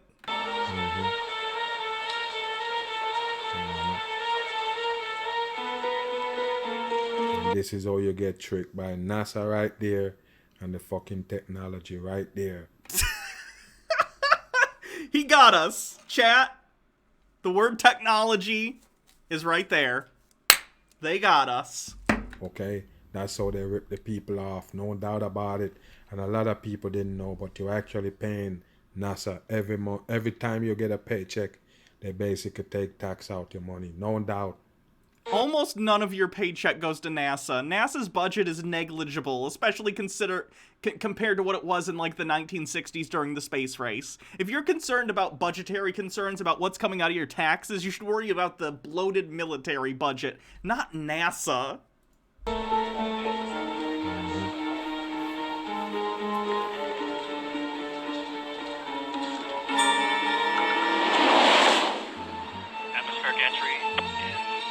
There is your so-called Mars right there, and people believe that they have a planet called Mars.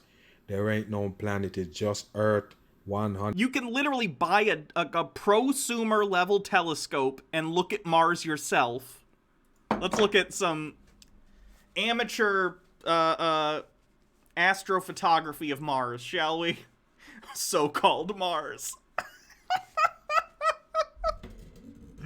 Hold on. Amateur, better be careful with what I, type after this. Amateur, photos of Mars. Typo, whoopsie. He thinks telescopes are fake. Amateur photos of Mars. Now bear in mind, you can do this yourself. And I'm not going to say it's going to cost $0, but go get yourself a prosumer level telescope that you can use for things like this. You can plug your computer or camera into it, and you can get these images yourself. Mars exists, guys! Do I need to illustrate to you that Mars exists? And of course, he doesn't believe in NASA, but for you know, the sake of it, these are amateur photos. Let's look at ones from NASA. Hey guys, did you know that NASA has actually sent robots to the moon, to Mars? We have photos of the surface of Mars. But even if you don't, okay? Mars from space. Even if you don't, they've taken photos of Mars on their approaches.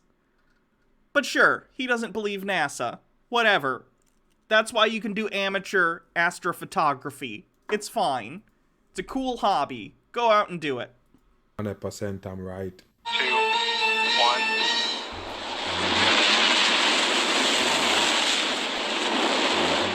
And what the fuck was that around the damn thing? It's fake with 100% animation. Yes, this is fake. It is an animation. See, take a look. We've just passed 1 minute to atmospheric entry. Cornell. And this is a dramatization of them landing this craft on Mars. Altitude 121 miles. Current velocity 12,084 miles per hour. We are now at an altitude of 73 miles.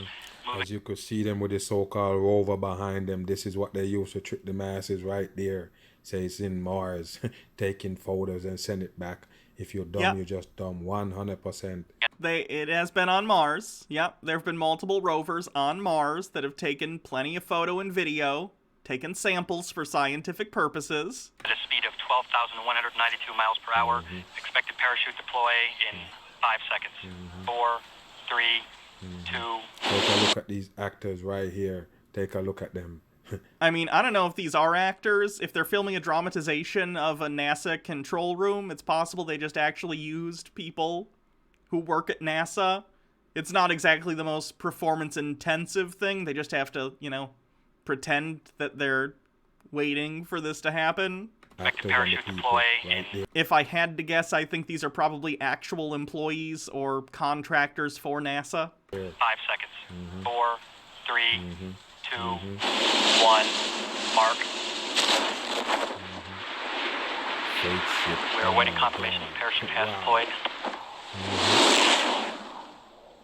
Parachute has been detected.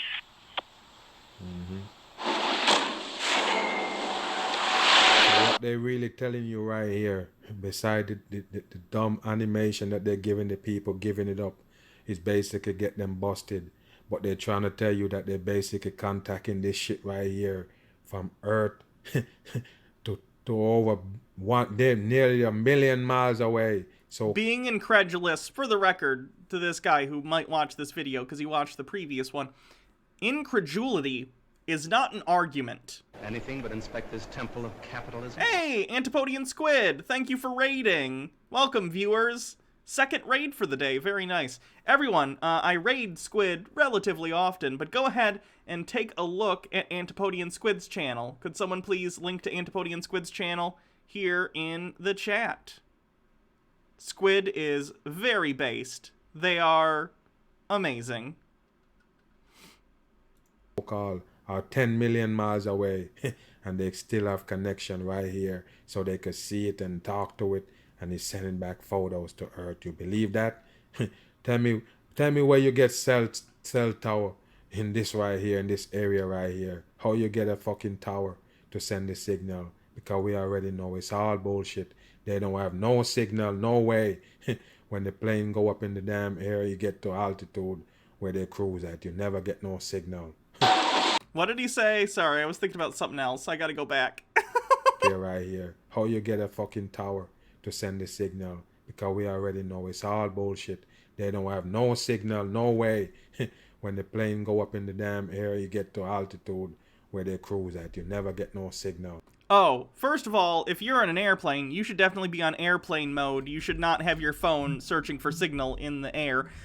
Second of all, the reason that works that way is because phones don't use, like, satellites, right? Unless you have a satellite phone. Phones use towers, And when you're in an airplane, you're very high up. You're far away from the towers. And secondly, you're also moving very quickly, so your phone is trying to connect to towers as you go by, but you're going so fast, you're going hundreds and hundreds of miles per hour, it can't connect to any one tower. And then, of course, those towers are wired into other towers and stuff, and that's how that works. But these don't communicate via cell phone towers, because it's not a cell phone. It communicates via some other electromagnetic, like, signal that it's sending. I don't know if it's some sort of, like, long-range radio transmitter. I don't know. But it's not using towers, which is why this works, and your cell phone doesn't work on a plane. You should probably, fun fact, know what you're talking about before you make a comparison with absolutely no basis in reality. Just a tip. Heat shield deployed event. Spacecraft reporting that heat shield has the jettison. Lander separation event has been detected. Spacecraft reporting lander is separated, moving at a speed of 173 miles per hour. We are near our terminal velocity. So something already there recording it landing. Wow. Expected retro rocket ignition on my mark. Mark.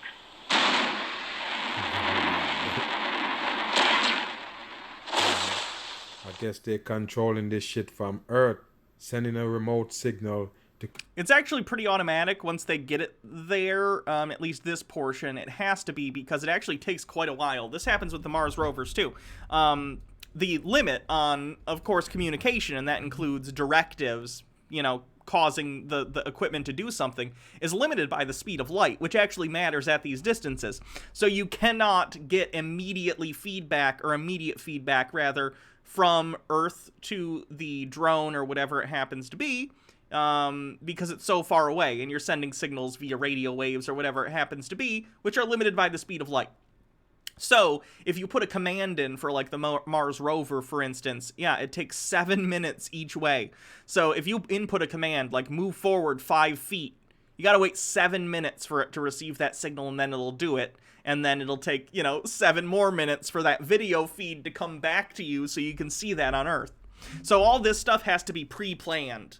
This stuff has to go automatically and be programmed in, because they can't control it on the spot. Control everything that this one do right here in so-called Mars. Yeah, the ping is terrible in space. Hundreds and hundreds of millions of miles away. At this point in time, we should be on the ground.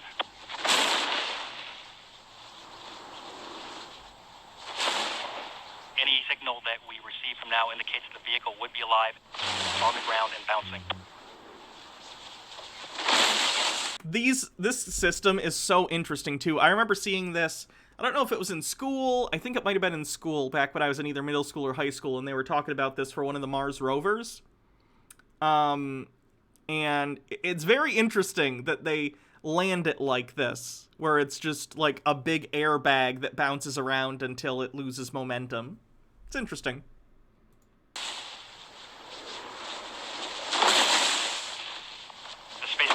Survive all the bounces or landing be a success.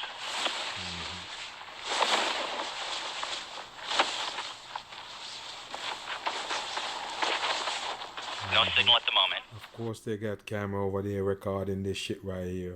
It's a simulation. It's not real. They don't need a camera. There's a virtual camera, because that's how, you make CG. There's a point of view that you're looking at, but this is not real. Of course. And they're not claiming it is. It's demonstrating what it would look like. They have camera everywhere. Stand by. Signal strength is currently intermittent. We don't see a signal at the moment. Right. Just like a damn movie. All fakery they give the dumb people. Again, I don't know if this is from an actual launch and the stuff is just illustrative to show what it looked like, but of course they didn't have cameras there to show it, and this is like real. Let's see, how to get to Mars. Very cool, MP4 HD. I don't know if this is from an actual rover mission and this is really them being concerned, or if this is a dramatization to show what it looked like, but either way, it's showing what really happens when they do, like, rovers and stuff. Right here, entertainment, bam. What do we see? We've got the signal!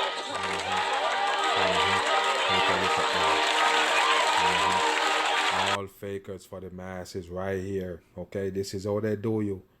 They do their little fake That's the celebration on mission the manager, masses, Steve so-called Squires. landing the rover Okay. on the damn red planet. It's fakery, 100%. There ain't no I think their excitement looks real to me. Who knows, though? damn Mars.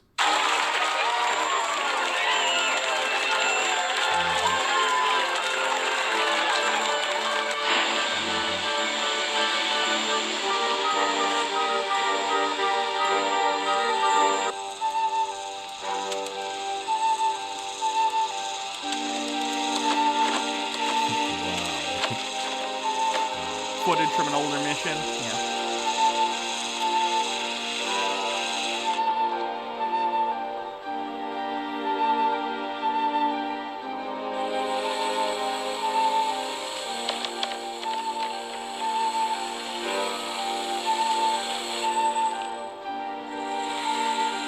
The first thing we have to do after we land is open our solar panels to the sun so we'll have some power. This charges up the batteries. Charges up the battery. So all this technology that you have, you don't have a battery that don't need charging. It's all fucking bullshit they give the man. It needs to be a chargeable battery because it's going to be there for a long period of time.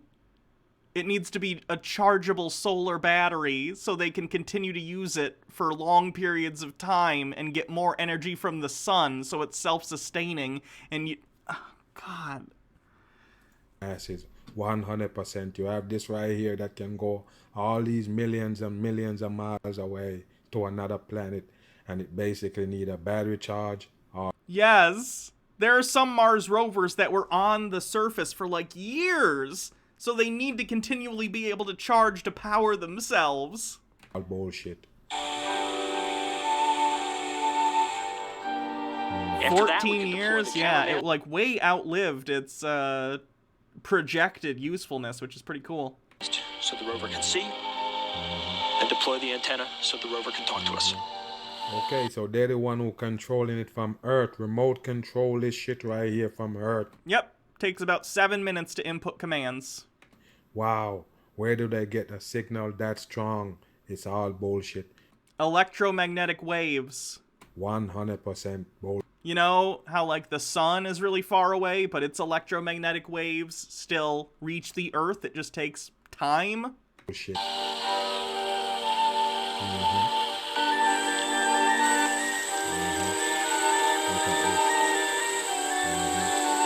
So you needed a high. So now this robot right here opening the high. So what the camera doing there that recording it, that's not a high? It's bullshit.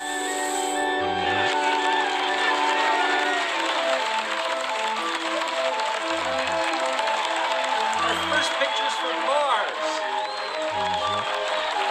First pictures from Mars. I told you people, they take... That particular shot, I'm pretty sure, is dramatized. I don't think it popped up on a thing like that, and it was just like bloop, bloop, bloop, bloop, bloop, bloop, bloop. That feels like a planned shot. You as dumb sheep. They really think this people, right? People go believe this shit right here. I guess they're right. There's a lot of people that's dumb on this earth. Not me. You better wake up. I call from glass houses. My foot up your ass. I'm gone. I love this man. I really do. Oh, God. He's so wrong. And he just thinks being incredulous and calling things stupid is an argument. It's not. It's unfortunate. He doesn't post very often here on YouTube anymore. He does more so on BitChute, so we can use slurs, so that's fun. So yeah, guy who made this, Anji, looks like your name is here on YouTube. If you see this, hello, I hope you're well. Being incredulous isn't an argument. Being homophobic or transphobic just kind of makes you a dick. And yeah, I hope you have a good day. That's it. He has other channels. Oh, God. Oh, no. Well, that one's 2 years ago since he posted. What about this one? 4 months. 21 hours. Uh-oh. Yep. That's going in the folder. right, Magon. We go talk about the so-called Super Bowl. The so-called Super Bowl. We should probably save that for another time. Beautiful. All right. That's over 3 hours. That's probably Tinfoil Tuesday. That sounds like a Tinfoil Tuesday, don't you think? Let's watch a quick cleanse and then we'll raid someone. Welcome back. Lasagna sausage. Yes? To be honest with you guys, I've been avoiding this one on purpose. We did spaghetti and meatball sausage, and how is this gonna be any different? But okay, we do what the sausage lords command. So it's the lasagna sausage!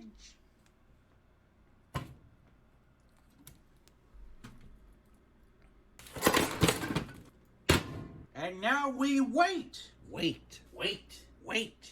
All right, time to boil this enriched macaroni product.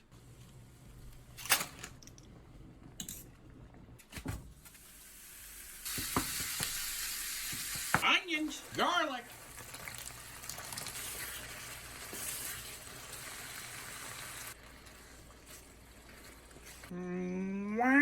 Adding more cheese to cheese. That's the key. You just cheese up your cheese there. Yeah, I owe Xandris a raid. We'll raid Xandris once I'm done.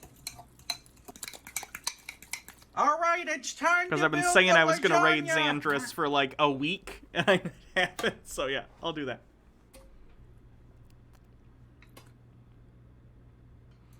God, now I want lasagna. Oh, I have lasagna. Yes. Let's lasagna.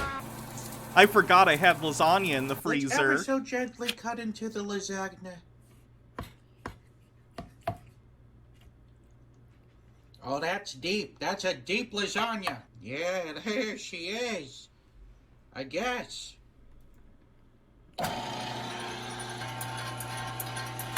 This is a fun fact. I ordered groceries the other day, and I get a lot of frozen food because I'm lazy, I don't really care for cooking, and I do this stuff a lot, and I just don't feel like, I don't get anything out of cooking.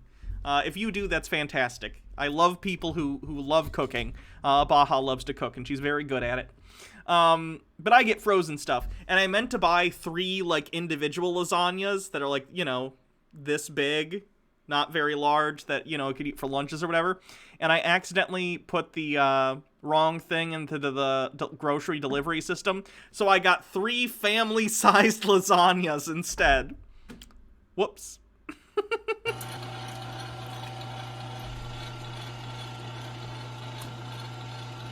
I would have thought the price should have tipped me off, but, you know. Pizza the Hut! Alright, here we go! Share them with the chat. Chat, if you want to come eat lasagna at my house, go for it. I'm not going to tell you how to get here, but...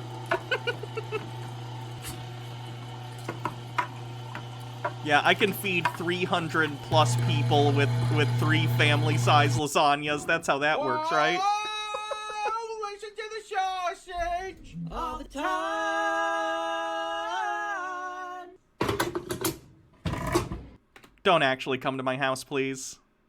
Please don't.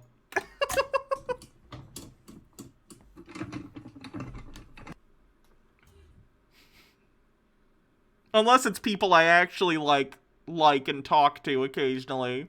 Like squids. If Squid was in town and they wanted to come over for some lasagna, sure. You know what? Even Daddy Sume, because that would be an interesting dinner.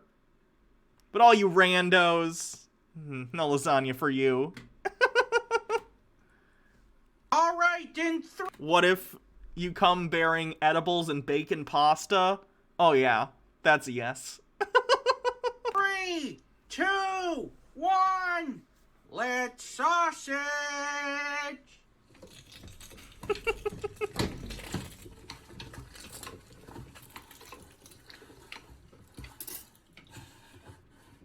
Yeah, that's a thick boy right there. That's a thick Now everyone's sad that I didn't specifically mention. If I didn't specifically mention you, it's okay. You can assume that you're also welcome. But please don't come to my house without warning. boy. Will it blow? Somewhat. We got some splatter there. We got some good distance. I'll say that's 3 Mark Ruffalo's. And I said, what about sausage at Tiffany's? Does anyone even know who you are, Burst Lancaster?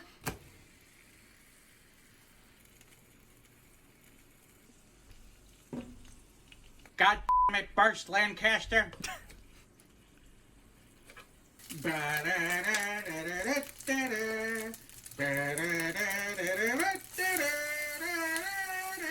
Would Sausage Guy be welcome? Of course, he seems hilarious. It looks like on the inside. We just gotta get something into the bun.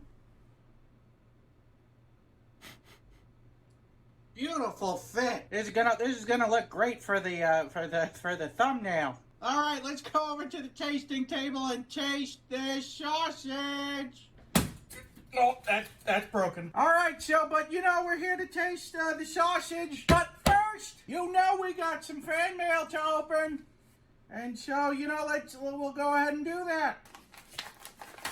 There we go. It says, Mr. Sausage, thanks for the videos. This pew actually had a burst. I decided to leave it how it is because I think that's what you Lubadoo. So this is a pen wrapped with the finest of computer papers. It's a sausage wheel. Thank you, Lasky Pens on Instagram for this wonderful custom pen. But moving on to the reason that we're all here is this sausage that can't possibly be any good. Here we go. I don't remember what we gave the spaghetti episode, but this tastes like bland noodles with a hint of under-seasoned beef. The lasagna itself did not taste anything like this lasagna sausage. I'm gonna have to give this sausage here a 1.5 out of 5. Oh, I do want lasagna now, though. I'm glad I have some. Sometimes things are pretty cool, chat. Sometimes things are pretty cool.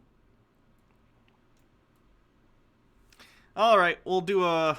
Oh, I gotta do bits messages. Sorry, let me do that real quick and then we'll raid. Daddy Sume says, aren't you glad you made me a mod, Hannah? It's great. I actually am. You've behaved so far. I appreciate it. And you have a good sense of humor most of the time. Simply Not Angelia, thank you for following. Mike Max 321, thanks for the 20 bits. Says, I cannot see. I'm legally blind. POP, hold it down. Sword and Board, thanks for following. Yasmin Way, thank you for resubscribing with a 2-month streak, says, yay, 2 months. Mike Max 321 with 20 bits. He should check Noble Gold. Mitchell Drummer with 20 bits. I heard that recently, after more research, the reason for the GameStop price increase were like 80% due to different hedge funds, 20% of Redditors, so the narrative that hedge funds were being screwed by the little guy was kind of misleading. I'm not shocked. Thank you again, Blair, the Illuminati, for raiding earlier. Sims Player 378, thanks for following. Sapphire Seam F, thank you for following. Sakura Radio, thank you for following. Sour Cream 2, thanks for following. Gabster Bobby, thanks for following. Sleeping Deprived Frog, thank you for following. These are going to be follows until I say otherwise, just so I can list them off. Kefka 40, Avian 33, Think Round It, thank you for, Koosh Bay, That Amber Chick, Cat the Strange, Lavender Goth, Crazy Logical 1, Introverted Librarian, Alalal 982, Dan Lido 0, thank you for following. 0 V Streaming, thank you for 50 bits. Says, God, this guy's an idiot. D Leopard XL, thanks for following. Carmel Vineyard, thank you for following. 0 V Streaming with 50 bits. Wow, I'm so shocked, in the driest monotone possible. Mango Bangorius, thank you for subscribing with Prime, and for following. Quirky Turtle 8326, thanks for following. Beckon Books, thanks for following. Right Said Rob, thank you for resubscribing with a 5-month streak. Shulver Frost, Sankozy was there, 01. Choco Bocheek 7, thank you all for following. Daddy Sume with 20 bits. This guy is so boring. Have some energy, you monotone bastard. Snugbug, thank you for following. Again, Squid, thank you for rating. K Genesis A, thank you for following. Sentient Dessert, thank you for following. Glitter Baby Kitty, thank you for following. Lucinda the Witch, thank you for following. Alfredo Frenzy, thank you for following. I Am Squirrellock, thank you for following. So many followers today. Very nice. Daddy Sume with 20 bits. Reminds me of when I bought an 8-pack of durian wafers instead of 1 box. I still have 6 of those and nothing to do with them. Durians are disgusting, and I will die on this hill. The Crimson Peon, thank you for following. Daddy Sume with 20 bits says, I mean, really in person, I'm far more normal. I just like having lively debates and stuff. I'm far more reserved in person. I find that hard to believe, but maybe I'll find out someday. At a meetup or something. That would be fun. Long after COVID, of course. Alrighty, so we're gonna go ahead and raid Xandris. So enjoy Xandris' stream, everyone. I hope you have a wonderful evening. I'm gonna go get myself some lasagna, and I gotta work on some voice training stuff. So have a wonderful evening. Chat's valid as always, and have a good night. I'll be back tomorrow for some other sort of stream. Maybe Chud Watch, who knows. See you then.